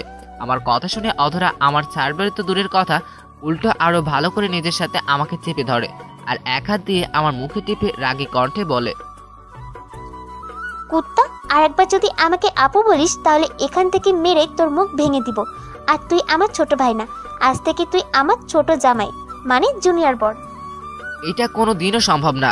আপনাকে আমি সারা জীবন আপু বলে আসছি, আর সামনে তাই বলবো। অন্য কিছু আমার কাছে আশা করে লাভ নাই। আর আপনি চাইলে আমার চাইতে হাজার গুণ ভালো ছেলের চাইতে সাথে প্রেম করতে পারেন। প্লিজ আমাকে মাফ করে দেন। আমি জানি, আমি চাইলেই অন্য যে কোনো ছেলের সাথে প্রেম করতে পারি, কিন্তু আমার অন্য কাউকে চাই না, তোকেই চাই আমার। আর আমি যেহেতু বলেছি তোকেই আমার চাই, তাহলে দুনিয়ার কারোর শক্তি নাই তোকে আমার কাছ থেকে কেড়ে নেওয়ার। এখন বল, তুই কি আমার আপোষে ভালোবাসবি, নাকি আমি অন্য কোনো ব্যবস্থা করব? আপু আপনি যা খুশি করেন, যেটা কখনো হওয়ার না সেটা কোনো দিন হবে না। এসব পাগলামি বাদ দেন আর সরুন আমার উপর থেকে। আমার কথা শুনেই অধরের রাগটা বেড়ে যায় আর রাগী কণ্ঠে বলল, শুভ্র, আমি তোর মুখে আপু ডাক শুনতে চাচ্ছি না, আমার নাম ধরে ডাক বলছি। কোনো দিন সম্ভব না, অযথা বলে লাভ নাই। দয়া করে সরুন, আপনার আম্মু চলে আসবে। কিভাবে অসম্ভবকে সম্ভব করতে হয় সেটা আমার ভালো করে জানা আছে। তখন রাস্তায় কি বলেছিলি, আমার তাকানোয় তোর কাছে ভয়ঙ্কর লাগে। এখন দেখ তোর কি অবস্থা করি, তোর মুখ দিয়ে আর কোনোদিন আপু ডাক আসবে না। কথাটা বলেই অধরা নিজের পুরোটা শরীর আমার উপর শরীরের সাথে মিশিয়ে দেয় আর আমাকে কিছু বলার মতো সুযোগ না দিয়ে আমার মাথার চুল খামচে ধরে আর আমার ঠোঁটের সাথে নিজের ঠোঁট দুটো ঠেসে ধরে। জীবনের প্রথম কোনো মেয়ের এতটা কাছে আসছি, তার উপর আমার ঠোঁটের উপর অধরার যে অত্যাচার শুরু করছে, জানি না কতক্ষণ বেঁচে থাকি। এদিকে অধরা আমার মাথা নিজের সমস্ত শক্তি দিয়ে চেপে ধরছে যাতে নড়তে না পারি, আর আমার ঠোঁটের মাঝে পাগলের মতো কিস করতে থাকে। কিস করার এক পর্যায়ে অধরা আমার ঠোঁটে একটার পর একটা কামড় দিতে থাকে, আর কামড়গুলো বেশ জোরে দিচ্ছিল, মনে হচ্ছে ঠোঁটগুলো ছিঁড়ে ফেলবে। একটু পরে কামড় দেওয়া বন্ধ করে আমাকে বলল, আর কোনোদিন আমাকে আপু বলে ডাকবে জান পাখি? এগুলো একদম ঠিক হচ্ছে না, প্লিজ আমাকে ছাড়েন আপু। এবার আমি ইচ্ছে করে আপু বলি নাই, মুখ ফসকে বেরিয়ে গেছে। কুত্তা, তুই আবার আপু ডাকছিস, আজকে তোর ঠোঁট ছিঁড়ে ফেলবো, দাঁড়া। কথাটা বলেই অধরা আবার আমার ঠোঁটের উপর হামলে পড়ে। প্রথমে কিছুক্ষণ বেশ রোমান্টিক ভাবেই ঠোঁটে কিস করে, কিন্তু পরেই পাগলের মতো ঠোঁটে আক্রমণ শুরু করে। তবে এই মেয়ের গায়ে যে এত শক্তি তা আমি কোনো দিনও কল্পনা করতে পারি নাই। অধরার আমার ঠোঁটের সাথে নিজের ঠোঁট এক করছে তো করছেই, যা সারার আর নাম নাই। আমার মনে হচ্ছে এখনই মনে হয় নিঃশ্বাস বন্ধ হয়ে মারা যাব। আমি মনে মনে চুমু খেয়ে মরার প্রস্তুতি নিচ্ছি, ঠিক তখনই বাহির থেকে বড় আম্মুর গলার আওয়াজ ভেসে আসে, আর এটা শুনেই অধরা আমার ঠোঁটে জোরে একটা কামড় দিয়ে আমাকে ছেড়ে দেয়। আমি তাড়াতাড়ি উঠে একটু দূরে গিয়ে দাঁড়াতেই বড় আম্মু রুমে আসে। বড় আম্মু রুমে এসে আমাদের দেখে অবাক হয়ে বলল, অধরা মা, তোর কি হয়েছিল? তুই হঠাৎ অজ্ঞান হয়ে গেলি কেন? আম্মু তেমন কিছু হয়নি, হঠাৎ মাথাটা ঘুরে গেছিল তাই এমন হয়েছে। আচ্ছা, তুই রেস্ট কর, আমি ডাক্তারকে কল করছি, একটু পরেই চলে আসবে। না আম্মু, ডাক্তার আসা লাগবে না, আমি এখন সুস্থ আছি। শুধু শুধু ডক্টর ডেকে ঝামেলা করার দরকার নেই। না, ডাক্তার একবার আসুক, এসে তোকে দেখে যাক। আমি বললাম না ডক্টর আসা লাগবে না, তাহলে এক কথা বারবার কেন বলো? প্রয়োজন হলে পরে আমি নিজে ডক্টরের কাছে যাব। অধরার রাগ দেখে বড় আম্মু একটু চুপ হয়ে যায়, কারণ বাড়ির সবাই জানে অধরার রাগটা একটু বেশি। ওর কথার বিরুদ্ধে গেলেই রেগে যায় অধরা। অধরা যখন কথা বলছিল তখন হঠাৎই বড় আম্মু আমার দিকে খেয়াল করে, আর আমার অবস্থা দেখে বড় আম্মু বলল, কি রে শুভ্র, তোর ঠোঁট এমন ফুলে গেল কেন? মাথার চুল এমন এলোমেলো হয়ে আছে কেন? দেখে মনে হচ্ছে কারোর সাথে যুদ্ধ করে আসছিস। বড় আম্মুর কথা শুনে এবার আমার সত্যি সত্যি ভয়ে গলা শুকিয়ে গেছে। তাকে কি বলে বুঝতে পারছি না। আর যদি বড় আম্মু এখন সত্যিটা বুঝতে পারে তাহলে কি হবে সেটাই আমার চিন্তার বাহিরে। আমি একটু ভয়ে ভয়ে অধরার দিকে তাকিয়ে দেখি রাক্ষসীটা আমার এমন অবস্থা দেখে মিটমিট করে হাসতেছে। এইটা দেখে রাগে আমার গা জ্বলে যাচ্ছে। তখন আমি বললাম, বড় আম্মু তুমি তো জানো আমার কয়েকদিন ধরে অ্যালার্জির সমস্যা হচ্ছে। এখনো মনে হয় তার জন্য ঠোঁট ফুলে গেছে, আর মাথা চুলকানোর কারণে চুলগুলো এলোমেলো হয়ে গেছে। কিরে, তোর ঠোঁট দেখে তো মনে হয় না এটা অ্যালার্জির কারণে ফুলে গেছে। কামড় পড়লে যেমন ঠোঁট ফুলে যায়, তোর ঠোঁটটাও ঠিক তেমন ফুলে গেছে। বড় আম্মুর কথা শুনে আমি মাথা নিচু করে চুপ হয়ে থাকি। আসলে এই মুহূর্তে আমি বলার মতো কোনো কথা খুঁজে পাচ্ছি না। তখন পাশ থেকে অধরা বলল, আম্মু তুমি দেখছো অ্যালার্জির কারণে শুভ্র ঠোঁট ফুলে গেছে, তারপর তুমি তাকে হাজারটা প্রশ্ন করছো। পরও তো তুমি এগুলো জিজ্ঞাসা করতে পারবে। বুঝি না তোদের দুজনের কি হয়েছে। কালকে তোরা দুজনে মিলে ডাক্তারের কাছে যাবি, না হলে বাড়িতে তোদের খাবার বন্ধ। অসুস্থতা নিয়ে বাসায় বসে থাকবি আর বাড়ির মানুষকে টেনশন দিবি। আবার কিছু বলতে গেলে উল্টে রাগ দেখাবি। তোদের জ্বালায় আর বাঁচি না। কথাটা বলেই বড় আম্মু রুম থেকে চলে গেল। আমিও যখন বড় আম্মুর পিছু নিয়ে রুম থেকে বেরোতে যাচ্ছি, ঠিক তখন অধরা বলল, এই শুভ্র দাঁড়াও। অধরার কথা শুনে আমি একবার বেরোতে গিয়ে থেমে যাই, কিন্তু পিছনে না তাকিয়ে আবার যখন বাইর হতে যাব তখন অধরা আবার বলল, শুভ্র তুই কি আমার কাছে আসবি, নাকি আমি উঠে গিয়ে তোকে ধরে আনবো? আর আমি যদি তোর কাছে যাই তাহলে কিন্তু সেটা তোর জন্য মোটেও ভালো হবে না। তার চেয়ে ভালো তুই নিজে আমার কাছে আয়। অধরার কথা শুনে জায়গার মাঝেই যেন আমার পা আটকে যায়, কারণ আমি জানি এই মেয়েকে দিয়ে কোনো বিশ্বাস নাই। এখন যদি ওর কথা অমান্য করে আমি চলে যাই তাহলে আবার গিয়ে সবার সামনে উল্টাপাল্টা কিছু করে ফেলবে। তখন কোনো না পেয়ে এক প্রকার বাধ্য হয়ে আবার সামনে গিয়ে একটু দূরে দাঁড়িয়ে বললাম, বলুন কি বলবেন? এত দূরে দাঁড়িয়ে আছো কেন? আমার সামনে এসে বসো। না আমি এখানেই ঠিক আছি, বলুন কি বলবেন। আমার কথা শুনে অধরা বসা থেকে একটু উঠে এসে একটা টানে মেরে তার সামনে বসিয়ে দেয়, আর একটু গম্ভীর সুরে বলল, তোমাকে ভালো করে কিছু বললে কানে যায় না? এরপর থেকে যেন আমার এক কথা দুবার বলতে না হয়, নাহলে কিন্তু ভালো হবে না বলে দিলাম। সেটা পরে দেখা যাবে, এখন কেন ডাকছেন সেটা বলুন। যদি কোনো কাজ থাকে বলুন, করে দিচ্ছি, না হলে আমি গেলাম। আমার কথার কোনো জবাব না দিয়ে অধরা তার কমল হাত দিয়ে আমার ঠোঁটগুলোতে স্পর্শ করে, আর অধরার হাতের ছোঁয়া পেয়ার সাথে সাথে আমার ঠোঁটের ব্যথায় উহ করে উঠি। আসলে অধরা আমার ঠোঁটগুলোতে এমনভাবে কামড় দিয়েছে যে এখন ব্যথা ঠিকমতো কথাও বলতে পারছি না। তার উপর অধরা আমার ঠোঁটে হাত দেওয়ায় মনে হয় ব্যথাটা আরও বেড়ে গেছে। তখন অধরা বলল, শুভ্র আমি সত্যি খুব খুব সরি তোমার কাছে। আসলে আমি বুঝতে পারিনি তোমার ঠোঁটের এমন খারাপ অবস্থা হয়ে যাবে। আর আমারই বা কী দোষ বল? তোমার ঠোঁটগুলোর মাঝে কি এমন নেশায় মেশানো আছে নিজেও জানি না। তোমার ঠোঁটের সাথে আমার ঠোঁটগুলো মেশাতেই আমি এক প্রকার পাগল হয়ে যাই। তাই তো আমি নিজেও জানি না তখন কি করে তোমার ঠোঁটের এমন অবস্থা করে ফেলেছি। প্লিজ আমার কলিজা, আমাকে মাফ করে দাও, আর কখনো এমন করব না। আমি অধরার কথাগুলো শুনে কোনো জবাব দিলাম না। আসলে তাকে বলার মতন কোনো কথা আমার কাছে নাই, আর আমি বললেও সে আমার কথা শুনবে না। তখন আমি অধরাকে কিছু না বলে তার চোখের দিকে একবার তাকিয়ে যে তার সামনে থেকে উঠে যাচ্ছে, ঠিক তখন অধরা আমার হাত ধরে ফেলে, আর আমি কিছু বলার আগেই আমাকে তার কাছে টেনে নিয়ে আমার ঠোঁটগুলো তার ঠোঁটের সাথে মিশিয়ে দেয়। অধরা এক হাত দিয়ে আমার মাথার পিছনে চেপে ধরে আর অন্য হাত দিয়ে আমার শার্টসহ বুকে খামচে ধরে। আমি প্রথমে তার কাছ থেকে ছুটার জন্য একটু নড়াচড়া করলে অধরা আমার ঠোঁট হালকা কামড় দেয়, আর আমি তার চোখের দিকে তাকাতেই অধরা তার চোখে ইশারা করে না নড়ার জন্য। তাই আমিও আর কামড়ের ভয়ে তাকে বাধা দেইনি। এর অধরা নিজের ইচ্ছে মতো করে ফিল্মি স্টাইলে অনেকক্ষণ ধরে ওর নিজের স্বাদ মিটিয়ে নেয়, তবে কোনো কামড় দেয়নি। কিছুক্ষণ পর আমাকে ছেড়ে দিলে দুজনে বসে হাঁপাতে থাকি আর বড় বড় নিঃশ্বাস নিতে থাকি। তখন অধরা মুচকি হেসে বলে, আমি তোমার ঠোঁটের 12টা বাজিয়েছিলাম, আবার আমি এখন এর চিকিৎসা করে দিলাম। এরপর থেকে যদি আমার কথা অমান্য করো তাহলে প্রথমে তোমার ঠোঁটের উপর অত্যাচার করব, পরে আমি আবার এখনকার মতো চিকিৎসা করব। এতে দুবারই আমার লাভ হবে। সো সাবধান মিস্টার শুভ্র। আর আমি যদি কোনো অন্যায় না করি তাহলে আর আমার সাথে এমন করবেন না তো? সেটা আমি ভেবে দেখব, তবে তুমি অন্যায় করলে আমারই লাভ হবে। আজকের মতো তোমাকে শাস্তি দিতে পারবো। আমি আর সেখানে না দাঁড়িয়ে সোজা আমার রুমে চলে আসি, আর রুমে এসে দরজা বন্ধ করে বিছানায় বসে ভাবতে থাকি এটা আমার সাথে কি হচ্ছে। আমি কোন বিপদের মাঝে পড়লাম। এখন থেকে আমার আরো সাবধানে চলতে হবে, যাতে আমার ভুলের অজুহাত না অধরা আমার কাছে আসতে না পারে। না হলে আবার কোন দিন নিজের অজান্তেই নিজের অতীত আর বর্তমানটা ভুলে গিয়ে অধরার ডাকে সাড়া দিয়ে বসি। এসব চিন্তা করতে করতে বিছানায় শুয়েই ঘুমিয়ে পড়ি আমি। এখন দিন যত যাচ্ছে অধরার আমার উপর অধিকার দেখানোটাও ততটাই বাড়ছে, আর আমিও যতটুকু সম্ভব অধরার কাছ থেকে পালিয়ে চলার চেষ্টা করি, কিন্তু মাঝে মাঝে সেটা আর হয়ে ওঠে না। কোনো না কোনোভাবে অধরা আমাকে ধরে ফেলে, আর এক বাড়িতে থেকে কতক্ষণ আর একজনের কাছ থেকে পালিয়ে বেড়ানো যায়। আর এইদিকে কলেজে ইদানিং তৈরি হয়েছে নতুন আরেক ঝামেলা, কারণ অধরা আপুর বান্ধবী অন্তরা আপুর হাবভাব খুব একটা ভালো লাগছে না। প্রয়োজন ছাড়াই দিনে 10 বার কল দেয়। কলেজ গেলে ইচ্ছে করে গায়ে পড়ে কথা বলতে আসে। যদি তাকে এড়িয়ে চলে তাহলে বিভিন্নভাবে ইমোশনাল ব্ল্যাকমেল করে।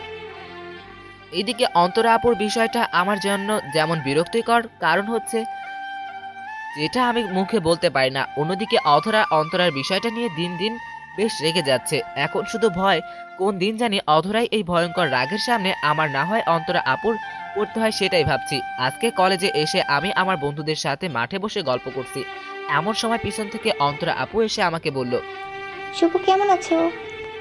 এই তো আপু ভালো আছি, আপনি কেমন আছেন? আমিও ভালো আছি। তা আমার সাথে একটু আসো তো, তোমার সাথে আমার কিছু কথা আছে। কি কথা আপু? এখানেই বলেন, সমস্যা নেই, ওরা সবাই আমার বেস্ট ফ্রেন্ড। সব কথা সবার সামনে বলা যায় না, তুমি আসো আমার সাথে, কথাটা খুব জরুরি। ঠিক আছে চলেন। তারপর আমি অন্তরা আপুর পিছু পিছু যেতে থাকি, আর অন্তরা আপু আমাকে নিয়ে আমাদের কলেজের পাশে একটা বাগান আছে সেটার কাছে চলে যায়। এখন আমার মনে মনে ভয় হতে থাকে, এই কথা যদি অধরা আপু জানতে পারে যে আমি অন্তরা আপুর সাথে বাগানে আসছি তাহলে আমাকে খুন করতে হয়তো দ্বিতীয়বার ভাববে না।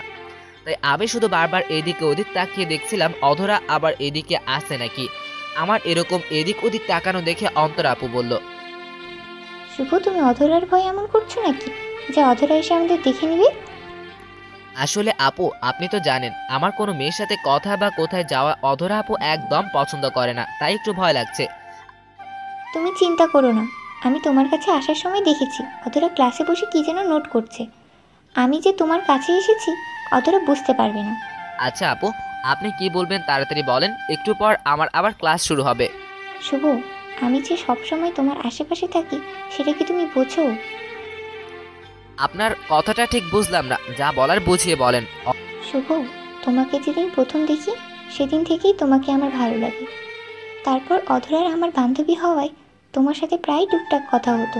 তখন তোমার কথা বলা, মায়াবী চোখে চাওয়া সব কিছুই যেন আমার রাতের ঘুম কেড়ে নিছে। সত্যি কথা বলতে তোমাকে নিয়ে আমার ভাবতে ভালো লাগে, তোমার সাথে কথা বলতে ভালো লাগে, তার জন্য ইচ্ছে করেই তোমাকে বারবার কল দিই। শুভ, আমি তোমার পাশে সবসময় থাকতে চাই, আমাকে কি সেই সুযোগটা দেবে?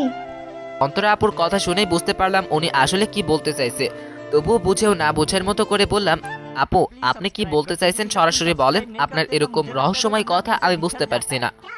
শুভ, আমি জানি না তুমি কি সত্যি আমার কথা বুঝতে পারছো না নাকি বুঝেও না বোঝার অভিনয় করছো।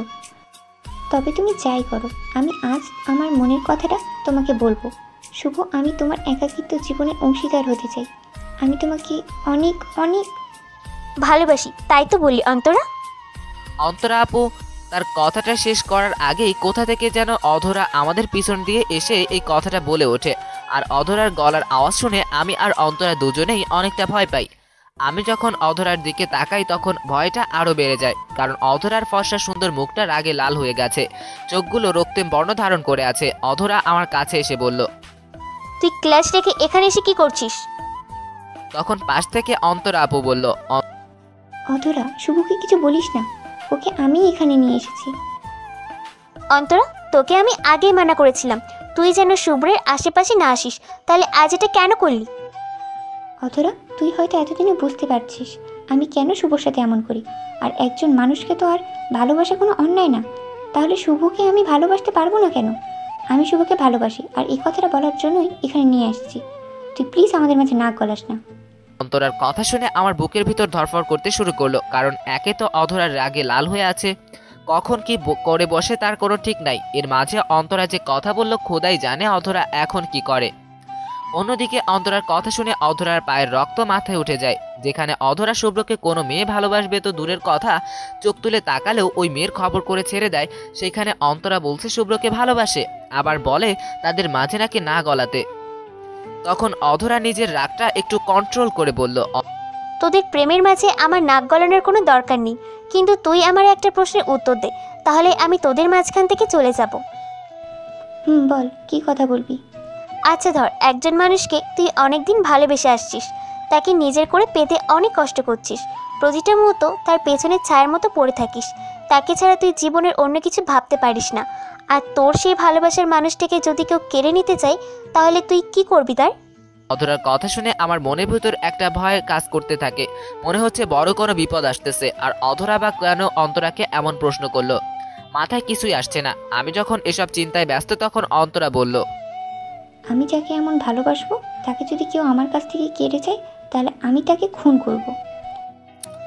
অন্তরা এই কথাটা বলে যে কত বড় ভুল করছে সেটা ও নিজেও জানে না। আর অধরাও মনে মনে এটাই চাইছিল যে অন্তরা এমন কিছু বলুক।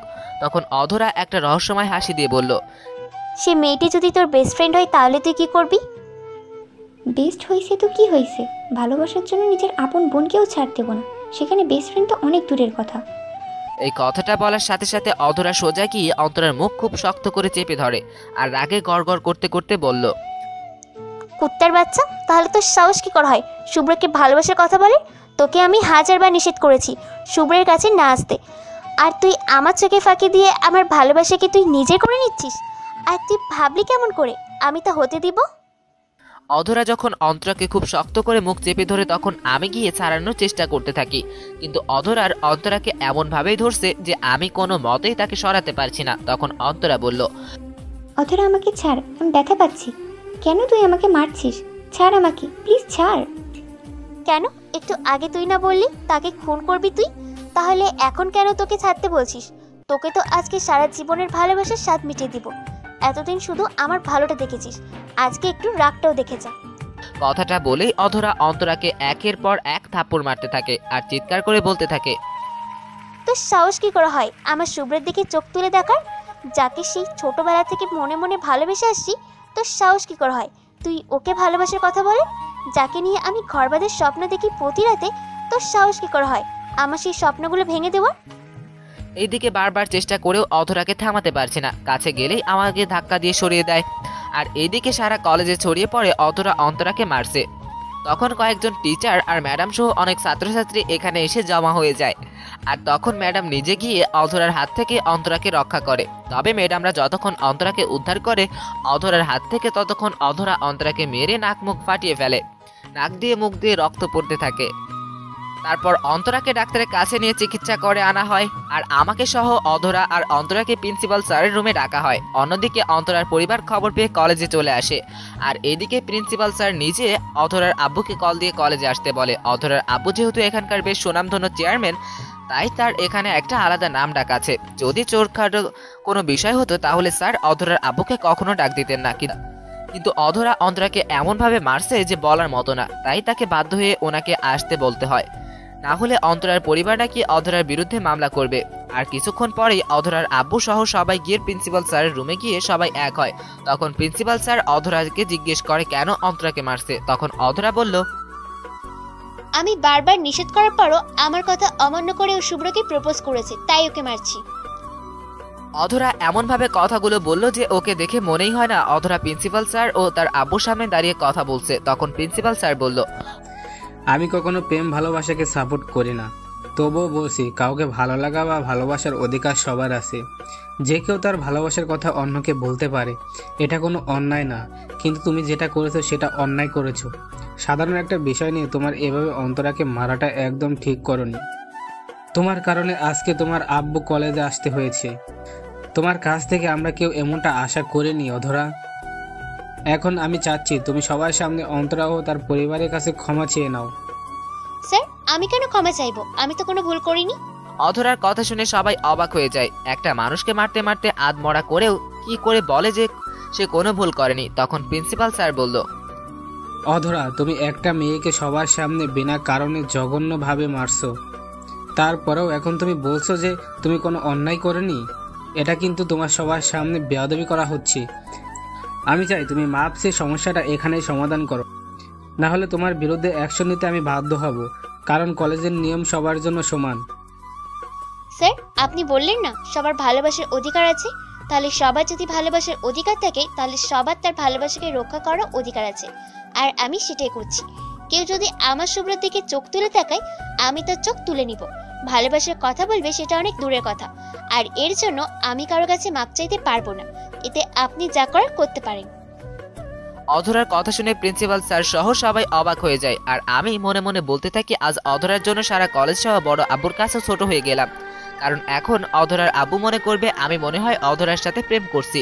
তখন প্রিন্সিপাল স্যার বলল, চেয়ারম্যান সাহেব, এবার আপনি আপনার মেয়েকে একটু বোঝান, না হলে সমস্যাটা আরো বড় হয়ে যাবে আর কলেজের নাম খারাপ হবে।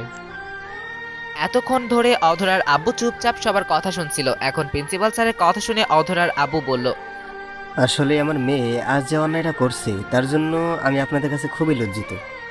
আমি আমার মেয়ের হয়ে আপনাদের কাছে ক্ষমা চাই, দয়া করে আপনারা মাফ করে দেন। আসলে অধরার আব্বু চেয়ারম্যান ও ভালো মানুষ হিসেবে সবার কাছে বেশ পরিচিত, সবসময় মানুষের জন্য নিজেকে উজাড় করে দেয়। তার এমনভাবে মাপ চাওয়া দেখে অন্তরার পরিবারও খুশি হয়ে সব ভুলে যায়। তখন অধরার আব্বু অন্তরার কাছে গিয়ে বলে, মামনি, আমি তোমার বাবার বয়সী হয়ে তোমার কাছে মাপ চাইছি, আমার মেয়েকে তুমি মাফ করে দাও, সে আর কখনো এমন করবে না। অধরার আব্বুর কথা শুনে অন্তরার মাথা নিচু করে চুপ করে থাকে। তখন তিনি আবার বলেন, শুভ্র, আর তুমি কি দুজন দুজনকে ভালোবাসো? আমি শুভকে ভালোবাসি, শুভ আমাকে ভালোবাসে কিনা জানি না। আচ্ছা, তোমাদের বিষয়টা নিয়ে আমি তোমার পরিবারের সাথে কথা বলবো। অধরার আব্বুর কথা শুনে অন্তরার মুখে যেন চাঁদের হাসি ফুটে ওঠে। অন্তরা তখন লজ্জা মিশ্রিত চোখে শুভ্রর দিকে তাকিয়ে বলল, আঙ্কেল, আপনারা যা ভালো মনে করেন। এদিকে অধরার আব্বুর কথা শুনে আমার মাথা 360 ডিগ্রি অ্যাঙ্গেলে ঘুরতে থাকে। সারা জীবন শুনে আসলাম বিয়ের কথা বাড়িতে হয়, কিন্তু জীবনে প্রথম দেখলাম বিয়ের কথা কলেজেও হয়, তাও আবার নিজের বিয়ের কথা। আমি আর চোখে অধরার দিকে তাকিয়ে দেখি অধরার কি অবস্থা, আর অধরার দিকে তাকিয়ে আমার ভিতরে ভয় লেগে যায়, কারণ অধরা ওর আব্বুর কথা শুনে রাগে লাল হয়ে গেছে, চোখগুলো আগুনের মতো হয়ে গেছে, মনে হচ্ছে এখনই চোখ দিয়ে আগুন বেরিয়ে আসবে। এখন যদি অধরার সামনে ওর আব্বু না থাকতো তাহলে যে অধরা এখন কি করতো তা সে নিজেও জানে না। আর তাই নিজের রাগটা কন্ট্রোল করার জন্য নিজের ওড়নাকে শক্ত করে চেপে ধরে আছে, আর বারবার আমার দিকে তাকিয়ে দেখছে, হয়তো আমি কি করি সেটা দেখার জন্য। তারপর অধরার আব্বু প্রিন্সিপাল স্যারের সাথে আর অন্তরার পরিবারের সাথে আরো কিছুক্ষণ কথাবার্তা বলে বাইরে চলে যান। আর যাওয়ার সময় আমাকে আর অন্তরাকে বলে যান যে আমাদের সাথে নাকি বাড়িতে কথা বলবে। এখন আমার কেন জানি মনে হচ্ছে এইবার সত্যি আমি পৃথিবীতে একা হয়ে যাব, কারণ এত বড় একটা ঘটনা হওয়ার পর আমাকে কি তাদের বাড়িতে থাকতে দিবে? কখনোই দিবে না। যদিও এখানে আমার কোনো দোষ নাই, কিন্তু নিজের মেয়ের পক্ষে ছেড়ে কি আমার পক্ষে কথা বলবে? আমিও আর কিছু না বলে একা একা প্রিন্সিপাল স্যারের রুম থেকে বেরিয়ে আসি। অন্যদিকে অধরা প্রিন্সিপাল স্যারের রুম থেকে বেরিয়ে নিজের বাপের উপর রাগে ফুঁসতে থাকে আর মনে মনে বলতে থাকে, আমি থাকতে আমার ভালোবাসা অন্য কারো হয়ে যাবে, সেটা আমি কখনোই হতে দিব না। যেভাবেই হোক আমার ভালোবাসার মানুষকে আমার করে নিব।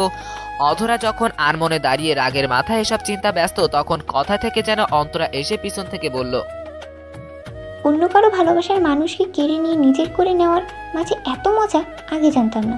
তাহলে কাজটা আরো অনেক আগেই করতাম। তুই যতই বদরাগী হোস না কেন, তোর বাপটা অনেক ভালো, নাহলে নিজের মেয়ের ভালোবাসাকে আবার অন্য কারো হাতে দিতে রাজি হয় নাকি? শুধু একবার শুভকে নিজের করে নি, তারপর তোকে বোঝাবো আমাকে মারার মজা। অন্তরার কথা শুনে অধরার ইচ্ছে করছে অন্তরাকে এখনই খুন করে ফেলতে, কিন্তু অনেক কষ্টে নিজের রাগটা কন্ট্রোল করে অধরা বলল, মুখ দিয়ে শুধু ভালোবাসি কথাটা শুধু বলতে চেয়েছিলি, সেটাও বলতে পারিস নাই। তার আগেই তোর মুখ আমি ভেঙে দিচ্ছি, আর এখন যদি আবার বিয়ে করার কথা চিন্তা করিস তাহলে বুঝতেই পারছিস তোকে আমি কি করব। এখন আমার সামনে থেকে সরে যা, নাহলে তোর এই ভাঙা মুখ আমি আবার কখন ভেঙে ফেলি তার কোনো ঠিক ঠিকানা নেই। তারপর আমার শুভ্রকে বিয়ে করবি তো দূরের কথা, তোকে রাস্তায় রিস্কা আলো বিয়ে করবে না।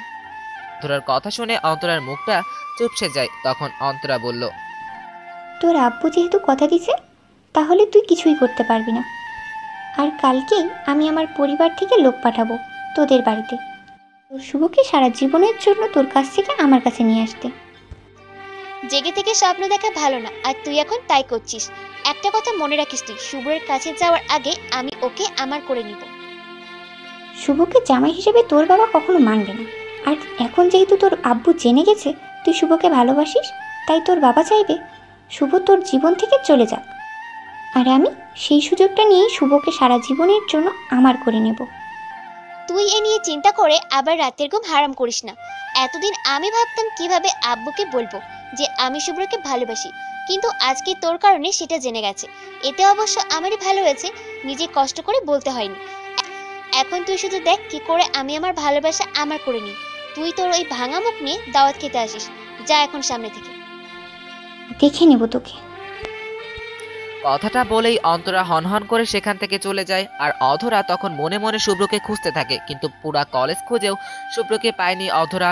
তখন মন খারাপ করে বাড়িতে চলে যায়। এদিকে আমি কলেজ থেকে সোজা বেরিয়ে নদীর পাড়ে চলে আসি, আর সেখানে সন্ধ্যা পর্যন্ত একাই বসে থাকি। এর ভিতরে অধরা বেশ কয়েকবার কল দিছে, কিন্তু আমি কল রিসিভ করিনি। আজ নিজেকে সত্যি খুব একা মনে হচ্ছে। এতিম হয়েও এতদিন খুব একটা মা বাবার কথা মনে পড়েনি, কিন্তু আজকে অনেক মনে হচ্ছে। জানি না বাড়িতে গেলে আমার জন্য কি অপেক্ষা করছে। তারা হয়তো ভাববে এতদিন তাদের ঘরে খেয়ে পড়ে তাদের সাথে আমি বেইমানি করছি, হয়তো আজকেই আমাকে তাদের বাসা থেকে বের করে দিবে।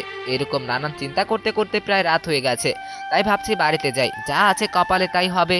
আর আমি বাড়িতে এসে দেখি বাড়ির পরিবেশটা বেশ শান্ত লাগছে। আমি তখন চুপচাপ আমার রুমে চলে যাই। আর আমি আমার রুমে আসার একটু পরেই আয়ান মানে আমার ছোট নবাব এসে বলল, ভাই এতক্ষণ তুমি কোথায় ছিলে? সে কখন থেকে তোমাকে খুঁজতাছি। আমি একটু বাইরে ছিলাম ছোট নবাব, তুমি কেন খুঁজতেছিলে আমাকে? আব্বু তোমাকে ডাকতেছে, বলছে তুমি বাসায় আসলে আব্বুর সাথে দেখা করতে হবে। আয়নের কথা শুনে মনের ভিতর একটা অজানা ভয় কাজ করতে লাগলো। জানি না এখন বড় আব্বুর সামনে আমাকে কোন পরিস্থিতির সামনে পড়তে হয়, তবে কেন জানি মনে হচ্ছে আমার জন্য খারাপ কিছুই অপেক্ষা করছে। তখন মনে মনে চিন্তা করলাম, যা আছে কপালে তাই হবে, এত ভেবে লাভ নাই, দেখি গিয়ে কি হয়। আর আল্লাহ যা করেন মানুষের ভালোর জন্যই করেন। এসব নানান চিন্তা করে আমি আয়ানকে বললাম, ছোট নবাব তুমি গিয়ে বড় আব্বুকে বলো শুভ্র ভাইয়া এক্ষুনি আসতেছে। আচ্ছা তাহলে তুমি তাড়াতাড়ি আসো, আমি গেলাম। কথাটা বলেই আয়ান আমার রুম থেকে বেরিয়ে যায়, আর আমি দপ করে বিছানায় বসে পড়ি। আসলে অতিরিক্ত চিন্তায় মাথাটা কেমন ঝিমঝিম করছে, কোনো কিছু তেমন ভালো লাগছে না। তারপর আমি ওয়াশরুমে গিয়ে হাত মুখে পানি দিয়ে নিজেকে একটু ফ্রেশ করে নেই। তারপর আস্তে আস্তে বড় আব্বুর রুমের গিয়ে যেতে থাকি। আমি যতই বড় আব্বুর রুমের দিকে অগ্রসর হতে থাকি, আমার বুকের ভিতর ততই ধরফর করতে থাকে। তারপর নিজেকে সামলে নিয়ে বড় আব্বুর রুমে প্রবেশ করি আমি।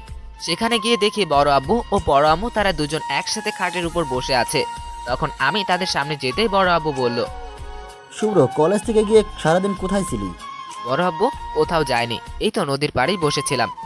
আমার কথা শুনে বড় আব্বু কিছুক্ষণ চুপ করে থাকে, কারো মুখে কোনো কথা নাই। এর মাঝে অধরাও আমাদের মাঝে এসে যোগ দেয়। তখন বড় আব্বু বলল, শুভ্র ছোটবেলা থেকে তোকে নিজের চোখের সামনে বড় হতে দেখেছি। তোর বাবা মা মারা যাওয়ার পর তোকে আমরা আমার কাছেই রেখে দেই। হতে পারিস তুই আমাদের বাড়ির চাকরের ছেলে, কিন্তু তোকে আমরা সবসময় নিজের সন্তানের মতো মানুষ করছি। কোনো কিছুর অভাব তোকে আমরা বুঝতে দিইনি। আর এতদিন তুই আমাদের সেই কাজের সঠিক মূল্য দিছিস। কখনো এমন কাজ করিস নাই যেটার জন্য আমাদের বাড়ি কোনো বদনাম হয়। আশা করি এখনও তোকে আমি যা জিজ্ঞাসা করব তুই তার সঠিক উত্তর দিবি, কোনো প্রকার মিথ্যার আশ্রয় নিবি না। আব্বুর কথা শুনেই আমার চোখের কোণে নোনা পানি জমে যায়। আসলে তো বাবা মা মারা যাওয়ার পর তারা আমাকে যেভাবে মানুষ করছে সেটা হয়তো আমার নিজের বাবা মাও করতে পারতো না। আজকাল গৃহকর্মীর উপর মানুষ অমানবিক নির্যাতন করে, সেখানে তারা মানবতার দ্বার খুলে দিছে, আমাকে আপন করে নিছে নিজের সন্তানের মতো। তখন আমি বললাম, বড় আব্বু বলেন, আপনি কি জানতে চান? আমি সত্যিটাই বলবো।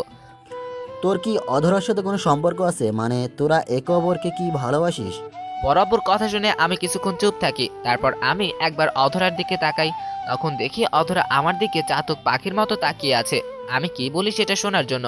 তবে অধরার চোখ বুঝতে পারছি অধরা চাইছে আমি যেন এটাই, যে আমি অধরাকে ভালোবাসি। তখন আমি বললাম, না বড় আব্বু, অধরা আপুর সাথে আমার কোনো সম্পর্ক নাই। আমি ছোটবেলা থেকে তাকে যেমনটা ভেবে আসছি আজও ঠিক তাই ভাবি, এতে উনি আমাকে নিয়ে যাই ভাবুক না কেন।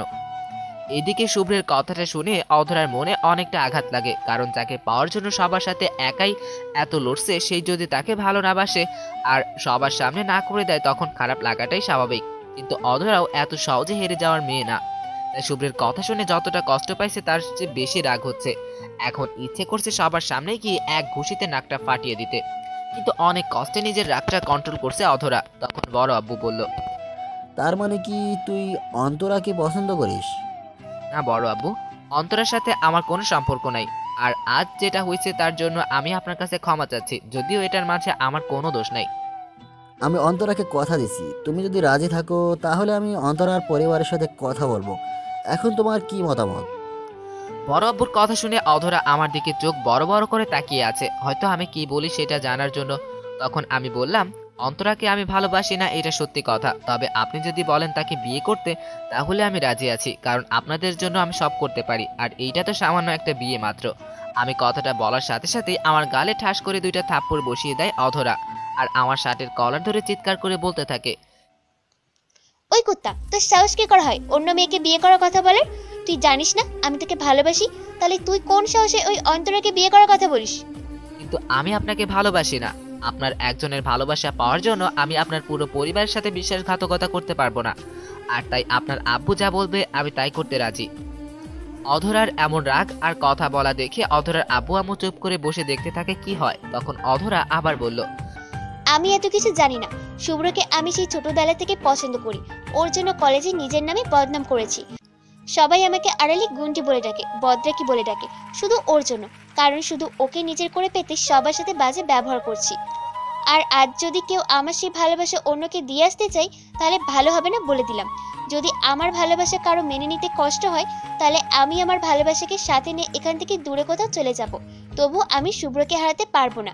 আর তুই কান খুলে শুনে রাখ শুভ্র, তুই আমাকে ভালোবাসবি কি না বাসবি সেটা তোর ব্যাপার, কিন্তু আমি তোকে ভালোবাসি, আর তুই না চাইলেও সারা জীবন আমার সাথেই থাকতে হবে। আর এর মাঝে যদি কেউ বাধা হয়ে দাঁড়ায় তাহলে তাকে আগে নিজের হাতে খুন করব, তারপর নিজেকে শেষ করে দিব, তবুও তোকে অন্য কারো হতে দিব না। এখন যে যা করতে পারে করে নিক। তারপর কথাটা শেষ করেই অধরার কাউকে কিছু বলার সুযোগ না দিয়েই আমার শার্টের ধরে টানতে টানতে নিজের রুমের দিকে নিতেছে, আর আমাকে বলতেছে, কি ভাবছিস আব্বুর সামনে যা খুশি তাই বলবি, আর আমি আব্বুর ভয়ে কিছু বলবো না? আয় আমার সাথে, খুব বিয়ে করার শখ তোর তাই না? আজ তোর বিয়ের শখ আমি মিটিয়ে দিব। অধরা আমাকে কলার ধরে টেনে রুমে নিয়ে যাচ্ছে, আর আমি মনে মনে চিন্তা করছি বড় আব্বু কেমন মানুষ, তার এই গুন্ডি রাক্ষসী মেয়েটা তার সামনে চিৎকার করে কতগুলো কথা বলছে, অথচ তিনি মুখে কলপ এঁটে বসে আছেন, একটা কথাও বলেননি। মাঝখান থেকে আমি তার এই বাঘিনী মেয়ের শিকার হয়ে গেলাম। জানি না আজকে প্রাণে বেঁচে ফিরি কিনা। যদি বেঁচে ফিরি তাহলে আপনাদের মিষ্টি খাওয়াবো পাঠকরা। আপনারা হয়তো ভাবছেন অধরার আব্বু আম্মু অধরার এমন ব্যবহারে তারা কোনো রিয়াক্ট কেন করলো না। তাহলে চলুন জেনে আসি ভিতরের কাহিনী। অধরা শুভ্রকে নিয়ে রুম থেকে বেরিয়ে আসার পরে অধরার আব্বু আম্মু হাসতে হাসতে গড়াগড়ি খেতে থাকে, কারণ অধরার আব্বু আম্মু আগে থেকেই মনে মনে চাইতো অধরাকে শুভ্রের সাথে বিয়ে দিতে, কিন্তু এতে অধরা রাজি হয় কিনা এটা নিয়েই তারা একটু চিন্তায় ছিল। তবে এখন তারা নিশ্চিত হয়ে যে শুভ্র, কারণ অধরা তাদের একমাত্র মেয়ে, তারা কখনোই চায় না অধরা তাদের ছেড়ে দূরে কোথাও চলে যাক, আর শুভ্রকেও তারা নিজের ছেলের মতোই ভালোবাসে। তাই তারা মনে মনে চিন্তা করে তাদের দুজনকে বিয়ে দিয়ে এক করে দিয়ে নিজেদের কাছেই রেখে দিবে। এদিকে অধরা আমাকে টেনে তার রুমে নিয়ে আসে, আর আমাকে রুমে এনে একটা ধাক্কা মেরে ওর বিছানায় ফেলে দিয়ে রুমের দরজাটা বন্ধ করে দেয়। অধরা দরজা বন্ধ করে আমার দিকে রাগে ফুঁসতে ফুঁসতে এগিয়ে আসতে থাকে। তখন আমি বললাম, আপু প্লিজ আমাকে কিছু করবেন না, আমাকে যেতে দিন প্লিজ। আমি কথাটা বলতে বলতে অধরা এসে আমার মুখ টিপে ধরে আর রাগী কণ্ঠে বলল, আমার কাছে আসতেই তোর খালি যেতে ইচ্ছা হয় কেন? আমাকে ছেড়ে কোথায় যেতে চাস? ওই অন্তরা শাকচুনির কাছে? না আপু, আমি অন্তরা আপুর কাছে কেন যাব? আর আপনি আমাকে সবার সামনে থেকে এইভাবে টেনে আনাটা একদম ঠিক হয়নি। সবাই এখন আমাদের নিয়ে কি ভাববে? আমি কথাটা বলার সাথে সাথে অধরা আমাকে ঠাস করে 2টা থাপ্পড় মারে, তারপর রাগী সুরে বলল, কুত্তা, আজ বাদে কাল তোর বউ হবো আমি, আর তুই বারবার আমাকে আপু ডাকছিস কেন? নিজের হবু বউকে আপু ডাকতে লজ্জা করে না? এই আপনি কথায় কথায় এত মারেন কেন? ইস, আপনার হাতে থাপ্পড় খেতে খেতে আমার চাপার দাঁতগুলো নড়ে গেছে। আমার কথা না শুনলে তোকে শুধু থাপ্পড় কেন, তোকে তো আমি নিজের হাতে খুন করতে দুবার ভাববো না। ও আল্লাহ, আপনার যে জামাই হবে তার জীবনে সুখ নামে কোনো বস্তু থাকবে না। আপনার অত্যাচারে তার জীবনটা পুরো তেজপাতা হয়ে যাবে, এটা নিশ্চিত। আমার কথা শুনে অধরা আমার শার্টের কলার ধরে টেনে আমার মুখটা তার মুখের কাছে নিয়ে আসে আর গম্ভীর সুরে বলল, আমার জামাই কি হবে মানে কি? আমার জামাই তো তুই হবি, আর তেজপাতা করলে তোর জীবনটাই করব, আর ভালোবাসে ভরিয়ে দিলে তোর জীবনটাই দিব, সেটা নিয়ে তোকে ভাবতে হবে না। হইছে, আপনার এসব ফালতু কথা রাখেন, আমাকে যেতে দিন। কি আমি ফালতু কথা বলি? আর তোকে যে কারণে রুমে নিয়ে আসলাম সেটা তো হলো না, তাহলে তোকে কি করে যেতে দিই?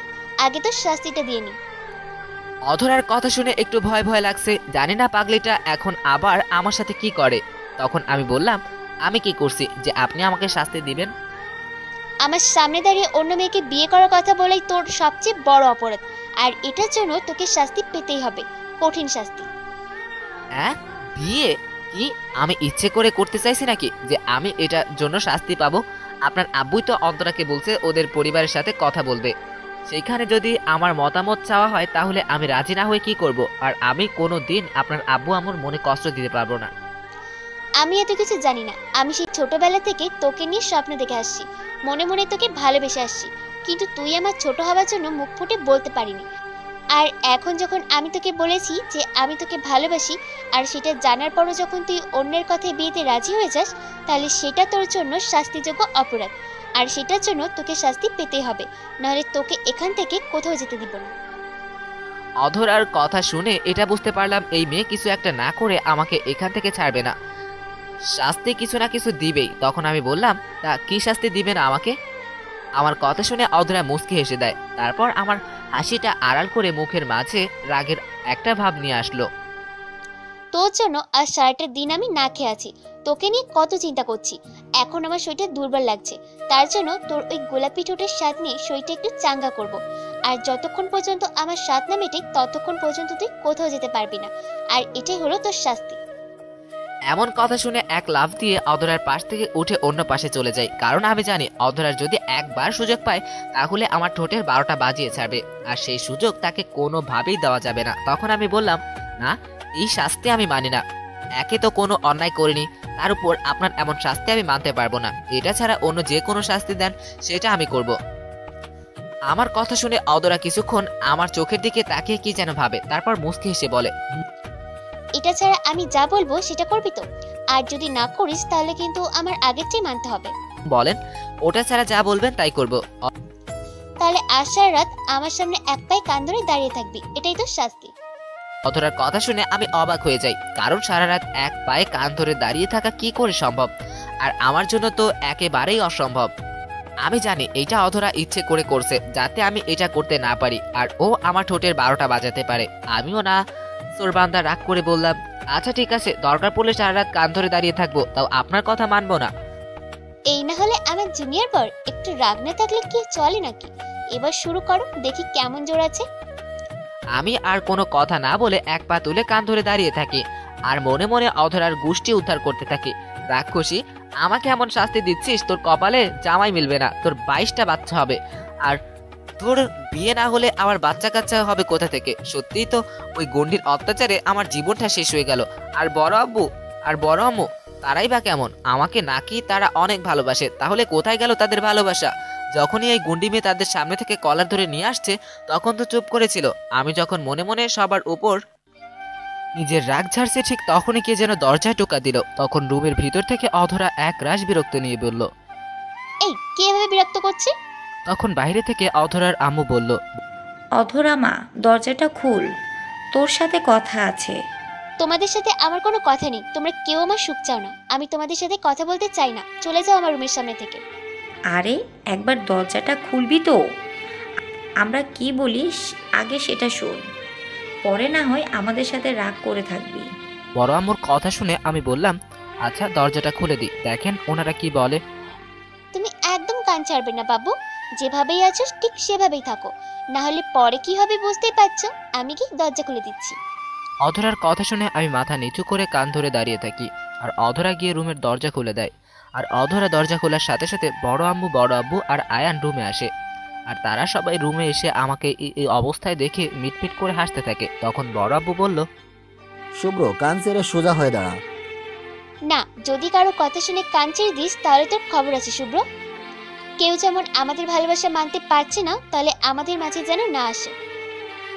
অধরার কথা শুনে অধরার আম্মু দুজনেই মুচকি হাসে। তখন অধরার আম্মু মিষ্টি হেসে বলল, নিজের হবু জামাইকে কান ধরিয়ে রাখতে তোর লজ্জা করছে না?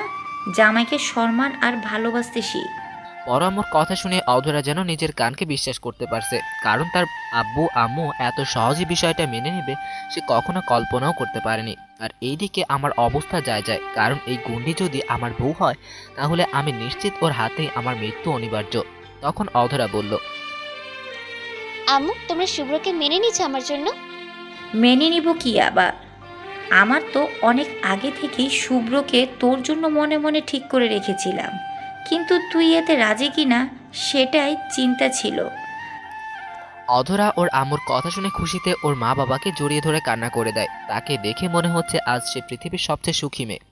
কিন্তু এইদিকে আমার মনে হচ্ছে এতদিন বাঁচার যতটুকু আশা ছিল সব এক মুহূর্তে শেষ হয়ে গেল। মনে মনে চিন্তা করছি এই গুন্ডিকে বিয়ে করা আর নিজের ইচ্ছায় গলায় দড়ি দেওয়া সমান কথা, তবে মরবো যেহেতু বাঁচার জন্য না হয় আন্দোলন করেই মরি। তখন আমি বললাম, বড় আম্মু, আমি তোমাদের কথায় মরতে রাজি আছি, কিন্তু তোমাদের এই গুন্ডি মেয়েকে বিয়ে করতে পারবো না। আমি কথাটা বলেই একবার সবার দিকে তাকাই। তখন দেখি আমার কথা শুনে অধরার মা বাবা মিটমিট করে হাসতেছে, আর অধরা আমার দিকে অগ্নি দৃষ্টিতে তাকিয়ে আছে। তখনই অধরা বলল, ওই শুভ্র, কি বললি তুই? আরেকবার বলতে শুনি। দেখুন আপু, কথায় কথায় এত ভয় দেখাবেন না। আর আমি আপনার ছোট হয়ে কি করে আপনাকে বিয়ে করি? তার থেকে বড় কথা আমার সাথে আপনার যায় না। আপনি আমার চাইতে অনেক ভালো কাউকে ডিজার্ভ করেন। আমার কথা শুনে অধরা কতক্ষণ চুপ করে তাকিয়ে থেকে কি যেন ভাবে। তারপর অধরা ওর আব্বুকে উদ্দেশ্য করে বলে, আচ্ছা, শুভ্র যদি আমাকে বিয়ে করতে রাজি হয় তাহলে কবে আমাদের বিয়ে হবে? তুই শুভ্রকে নিয়ে যেই অবস্থায় শুরু করছিস, আমি চাই না এরকম আর কোনো ঘটনার সৃষ্টি হোক। তাই শুভ্র যদি রাজি থাকে তাহলে কালকেই একদম ঘরোয়াভাবে তোদের বিয়েটা করিয়ে দেবো। পরে যখন শুভ্র লেখাপড়া শেষ করে নিজের প্রতিষ্ঠিত হবে তখন না হয় বড় করে একটা অনুষ্ঠান করে সবাইকে তোদের বিয়েটা জানিয়ে দেবো। এখন সব নির্ভর করছে শুভ্রের মতামতের উপর। আমরা শুভ্রকে নিজের সন্তানের মতো আদর করে বড় করেছি বলে তার উপর কোনো সিদ্ধান্ত চাপিয়ে দিব না। শুভ্রের যে কোনো সিদ্ধান্ত আমরা মেনে নিব। বরাবর কথা শুনে নিজের অজান্তেই চোখ দিয়ে দুফোঁটা পানি গড়িয়ে পড়ে। আসলে তাদের সাথে যদি জীবনে কখনো দেখা না হতো তাহলে হয়তো কখনো জানতেই পারতাম না যে পৃথিবীতে এখনো এত ভালো মানুষ আছে। সত্যি আল্লাহ যা করেন মানুষের মঙ্গলের জন্যই করেন, না হলে আমার মতো একটা এতিম ছেলে না চাইতেও আল্লাহ এত কিছু দিয়েছে। হয়তো যাদের মা বাবা আছে তারাও এত কিছু পায় নাই। আমি হয়তো মা বাবার আদর পাইনি, কিন্তু তারা আমাকে এত আদর ভালোবাসা দিয়েছে যা নিজের মা বাবার ভালোবাসার কথা খুব একটা মনে পড়ে না। আবার এখন এমন একজন মানুষ আমার জীবনে নতুন করে আসতে যাচ্ছে যে কিনা আমাকে তার নিজের চাইতেও বেশি ভালোবাসে, আমার জন্য যে একটাই পুরো পৃথিবীর সাথে লড়াই করতে পারে। সত্যি অনেক ভাগ্যবান আমি, অনেক অনেক ভাগ্যবান। আমি যখন মনে মনে এসব চিন্তা করছি তখন অধরা বলল, আম্মু, তোমরা সবাই একটু বাইরে যাও, আমি তোমাদের জামাইকে রাজি করে নিয়ে আসছি। কথাটা বলেই অধরার মা বাবা মুস্কি হেসে ঘর থেকে বেরিয়ে যায়। আর তখন অধরা গিয়ে রুমের দরজাটা আটকে দিয়ে মুস্কি হেসে আমার দিকে এগিয়ে আসতে থাকে। তখন আমি বললাম, আপু প্লিজ সামনে আসবেন না, না হলে আমি চিৎকার করব। একটু মজা করে বললাম, কারণ আমি বুঝে গেছি এই গুন্ডিটাই আমার গলায় ঝুলবে, তাহলে একটু মজা নিয়ে নেই। আমি কথাটা বলতে বলতেই অধরা আমাকে ধাক্কা মেরে বিছানায় ফেলে দিয়ে জড়িয়ে ধরে আর আমার বুকের সাথে নিজের শরীরটা মিশিয়ে দিয়ে অধরা বলল, এই যে আমার জুনিয়র বর, এখন যদি তুমি চিৎকার করো তাহলে বাইরে থেকে সবাই অন্য কিছু মনে করবে, বুঝলে? অন্য কিছু মনে করবে মানে কি? সবাই মনে করবে আমরা বিয়ের আগে বাসা শুরু করছি। অধরার কথা শুনে আমি বেশ লজ্জা পেলাম, কিন্তু গুন্ডি তার দাঁত বের করে হাসতে লাগলো। তখন আমি মজা করে বললাম, বাসর কেমনে করে? তুমি মনে হয় কচি খোকা, কিছু বোঝো না। কালকে বিয়েতে হয়ে যাক, তারপর তোমাকে দেখাবো বাসর কেমনে করে। এখন বল, তুই কি বিয়েতে রাজি না? আমি কি দেখতে এতই খারাপ যে আমাকে বিয়ে করা যায় না? আপনি দেখতে খারাপ কেন হবেন? আপনি তো পরীর মতো সুন্দর। যে পুরুষ আপনাকে সঙ্গী হিসেবে পাবে সে তো অনেক ভাগ্যবান হবে। তাহলে তুমি কেন আমাকে বিয়ে করতে চাও না? আমাকে একটু ভালোবাসতে চাও না? বিশ্বাস করো শুভ্র, তোমাকে আমি অনেক অনেক ভালোবাসা দিব। কখনো কোনো কষ্টের ছোঁয়া তোমাকে লাগতে দিব না। আমার শাড়ির আঁচল দিয়ে সবসময় তোমার মাথার উপর ছায়া দিয়ে রাখবো। প্লিজ আমাকে এবার কাছে টেনে দেখো। দেখেন, বড় আব্বু যেহেতু চাইছে আমাদের বিয়ে দিতে, তাহলে সেখানে আমার আর কোনো কথা নাই, কারণ তাদের কথায় আমি তো মরতেও রাজি। আর এত শুধু সামান্য বিয়ে মাত্র, কিন্তু এটাও সত্যি আপনার সাথে আমার স্বাভাবিক হতে একটু সময় লাগবে, কারণ এটা সত্যি আমি কোনোদিন আপনাকে অন্য নজরে দেখি নাই, সবসময় আপু বলতাম, আর এটাই ভেবে আসছি। তাই আপনার সাথে স্বামী স্ত্রী সম্পর্ক স্বাভাবিক হতে আমার একটু সময় দেওয়া লাগবে। আমি কথাটা বলার সাথে সাথে অধরা একটা হাসি দিয়ে নিজের গোলাপের পাপড়ির মতো সুন্দর ঠোঁটগুলো আমার ঠোঁটের সাথে মিশিয়ে দেয়। তারপর শুরু করে, এটা না বুঝলে এক গ্লাস ঠান্ডা পানি খান, বুঝে যাবেন। অধরা প্রায় 15 মিনিট পরে আমাকে ছেড়ে দিয়ে মুচকে এসে বড় বড় নিঃশ্বাস নিতে থাকে। এদিকে আমার প্রাণ চলে যাওয়ার অবস্থা। তখন আমি নিঃশ্বাস নিতে নিতে বললাম, এই জন্যই সিনিয়র মেয়েদের সাথে বিয়ে অথবা প্রেম কোনোটাই করতে নাই, কারণ তাদের আদর আর মায়ের দুটাই ভয়ঙ্কর। শুরু করলে নাগের ডগায় দম না এনে ছাড়ে না। আমার কথা শুনে অধরা হাসতে হাসতে বলল, আরেক রাউন্ড দিব নাকি? তখন কিন্তু মেরেই ফেলবো। না আপু, আপনার এক রাউন্ডেই আমার যায় যায় অবস্থা, জানি না বাকি জীবন কি হবে। কুত্তা, কালকে আমি তোর বউ হব, আর এখন আমাকে আপু বলছিস? আরেকবার বললে তোর জিভ টেনে ছিঁড়ে ফেলবো। ও, এটা তো মুখে বললেও বোঝা যায়, তার জন্য হাত ব্যবহার করতে হয়। মুখের কথায় কাজ না হলে হাতের ব্যবহার করা ফরজ, জানিস এটা? আগে না জানলেও এখন আপনার কাছ থেকে জেনে নিলাম। আচ্ছা, কিছু মনে করবেন না, একটা কথা বলি। আমি মাঝে মাঝে কনফিউজ হয়ে যাই, আপনি তো গুন্ডি মেয়ে, যে কথায় কথায় মারেন, তাহলে মাঝে মাঝে এত রোমান্টিকতা কোথা থেকে আসে আপনার মাঝে? আমার কথা শুনে অধরা হাসতে হাসতে বলল, এতদিন সিনিয়র গুন্ডি মেয়ের ভালোবাসা দেখছিস, এবার গুন্ডি বইয়ের ভালোবাসা দেখবি। আর অত্যাচারে দেখেছিস কি, এখন দেখবি গুন্ডি বইয়ের রোমান্টিক অত্যাচার। এখন বেশি কথা না বলে চল আমাদের মতামত জানিয়ে আসি। চলেন শুভ্র, চলো বাবা চলো। এতদিন গুন্ডি মেয়ের অত্যাচার সহ্য করছিস, এবার গুন্ডি বউয়ের অত্যাচার সহ্য কর। কি বললি তুই? আমি গুন্ডি বউ? বেশি বললে এখনই কিন্তু শুরু করব। না না, আপনি তো লক্ষ্মী, শান্ত, ইনোসেন্ট একটা মেয়ে। দেখছেন কত বড় হারামি, নিজেই বলে গুন্ডি বউ হবে, আবার আমি বললেই তেলে বেগুনে জ্বলে ওঠে। তারপর আমি আর অধরা মিলে অধরার আব্বু আম্মুর রুমে যাই। সেখানে গিয়ে আমাকে দাঁড় করিয়ে অধরা সবকিছু গড়গড় করে বলতে থাকে। জীবনে প্রথম দেখলাম কোনো মেয়ে নিজের বিয়ের কথা নিজেই আলোচনা করতে, আমাকে আগে থেকে কড়াভাবে হুঁশিয়ারি করে। তারপর আমি আর অধরা মিলে অধরার আব্বু আম্মুর রুমে যাই। সেখানে গিয়ে আমাকে দাঁড় করিয়ে অধরা সবকিছু গড়গড় করে বলতে থাকে। জীবনে প্রথম দেখলাম কোনো মেয়ে নিজের বিয়ের কথা নিজেই আলোচনা করতে, আমাকে আগে থেকেই কড়াভাবে হুঁশিয়ারি করা হয়েছে যে সব কথা শুধু হ্যাঁ হ্যাঁ করতে হবে, একদম না শব্দ উচ্চারণ করা যাবে না। তাই আমি খাম্বার মতো দাঁড়িয়ে কথায় কথায় শুধু মাথা নাড়িয়ে করি। মানুষ বলে বিয়ের পর ছেলেরা পরাধীন হয়ে যায়, কিন্তু আমি তো শালার বিয়ের আগেই পরাধীন হয়ে গেলাম।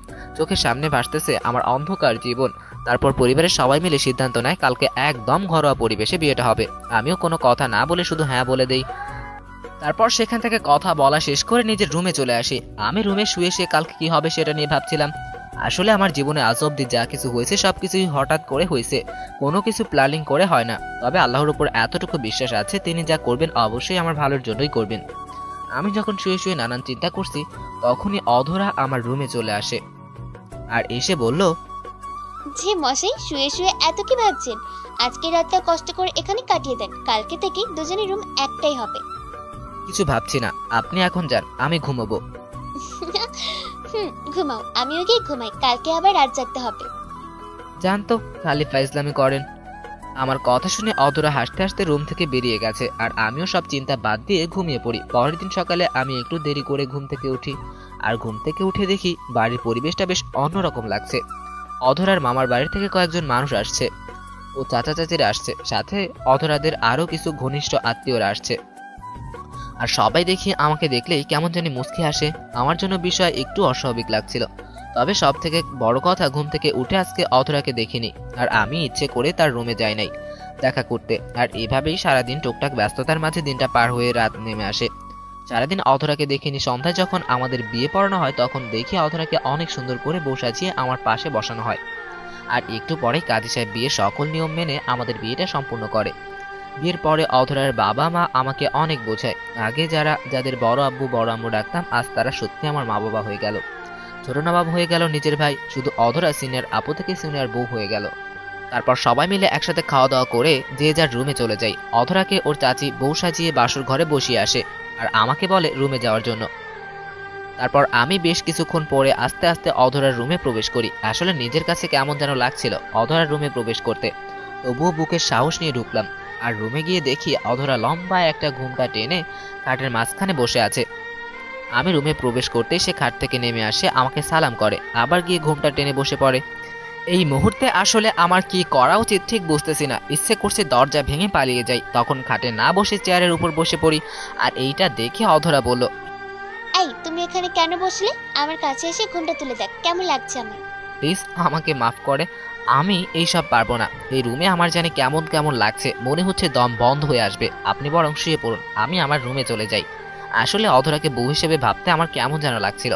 আমি যখন এই কথা বলার রুম থেকে বেরিয়ে আসতে যাব, ঠিক তখনই অধরা পিছন থেকে আমার পাঞ্জাবির কলার ধরে টেনে বিছানায় শুইয়ে দেয় আর নিজে আমার উপর শুয়ে রাগী কণ্ঠে বলে, আজকের রাতটা আমার কাছে অনেক স্পেশাল। তোমাকে নিয়ে অনেক স্বপ্ন দেখেছি আজকের এই রাতটা ঘিরে। আমি আজকে আমার পূর্ণ স্ত্রীর মর্যাদা চাই, কোনো ছাড় দিব না। আর যদি কোনো রকম উল্টোপাল্টা করো তাহলে কিন্তু খবর আছে। আমি কিন্তু একটু সময় চাইছি। তোমার যত সময় দরকার তুমি কালকে সকালে নিও, কিন্তু এখন কোনো সময় দেওয়া যাবে না। এখন আমার দ্বারা কিছু করা সম্ভব না, আমি কিছু করতে পারবো না।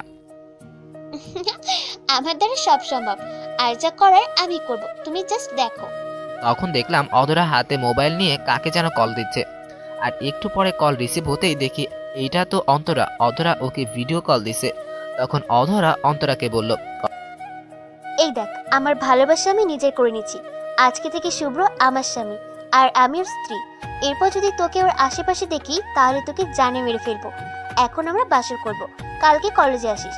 আজ রাতে শুভ্রের সাথে কি কি করি তোকে সব বলবো। একটা কথা মনে রাখিস, जो चीज मेरी है उसमें किसी का हक तो क्या नजर तक मुझे बर्दाश्त नहीं है। কথাটা বলেই কলটা কেটে দিল। অন্তরাকে কিছু বলার সুযোগ দেই নাই। তখন আমি বললাম, এখন কি করবে? এই যে পাঠক পাঠিকারা অনেক তো পড়েছেন, এবার বাড়ি যান। আমি একটু আপনাদের শুভ্র সাহেবের ক্লাস নিব, পরে এবার দেখা হবে। আর এই বেটা আকাশ, তুই তো অনেক লিখছিস, এবার বন্ধ কর লেখা। বাসরতের কথা লিখবি নাকি বেটা ফাজিল? তোর গল্প পড়ে কেউ কমেন্ট করে না, তাহলে লিখিস কেন? এখন লেখা বন্ধ কর, আমি বাসর করব।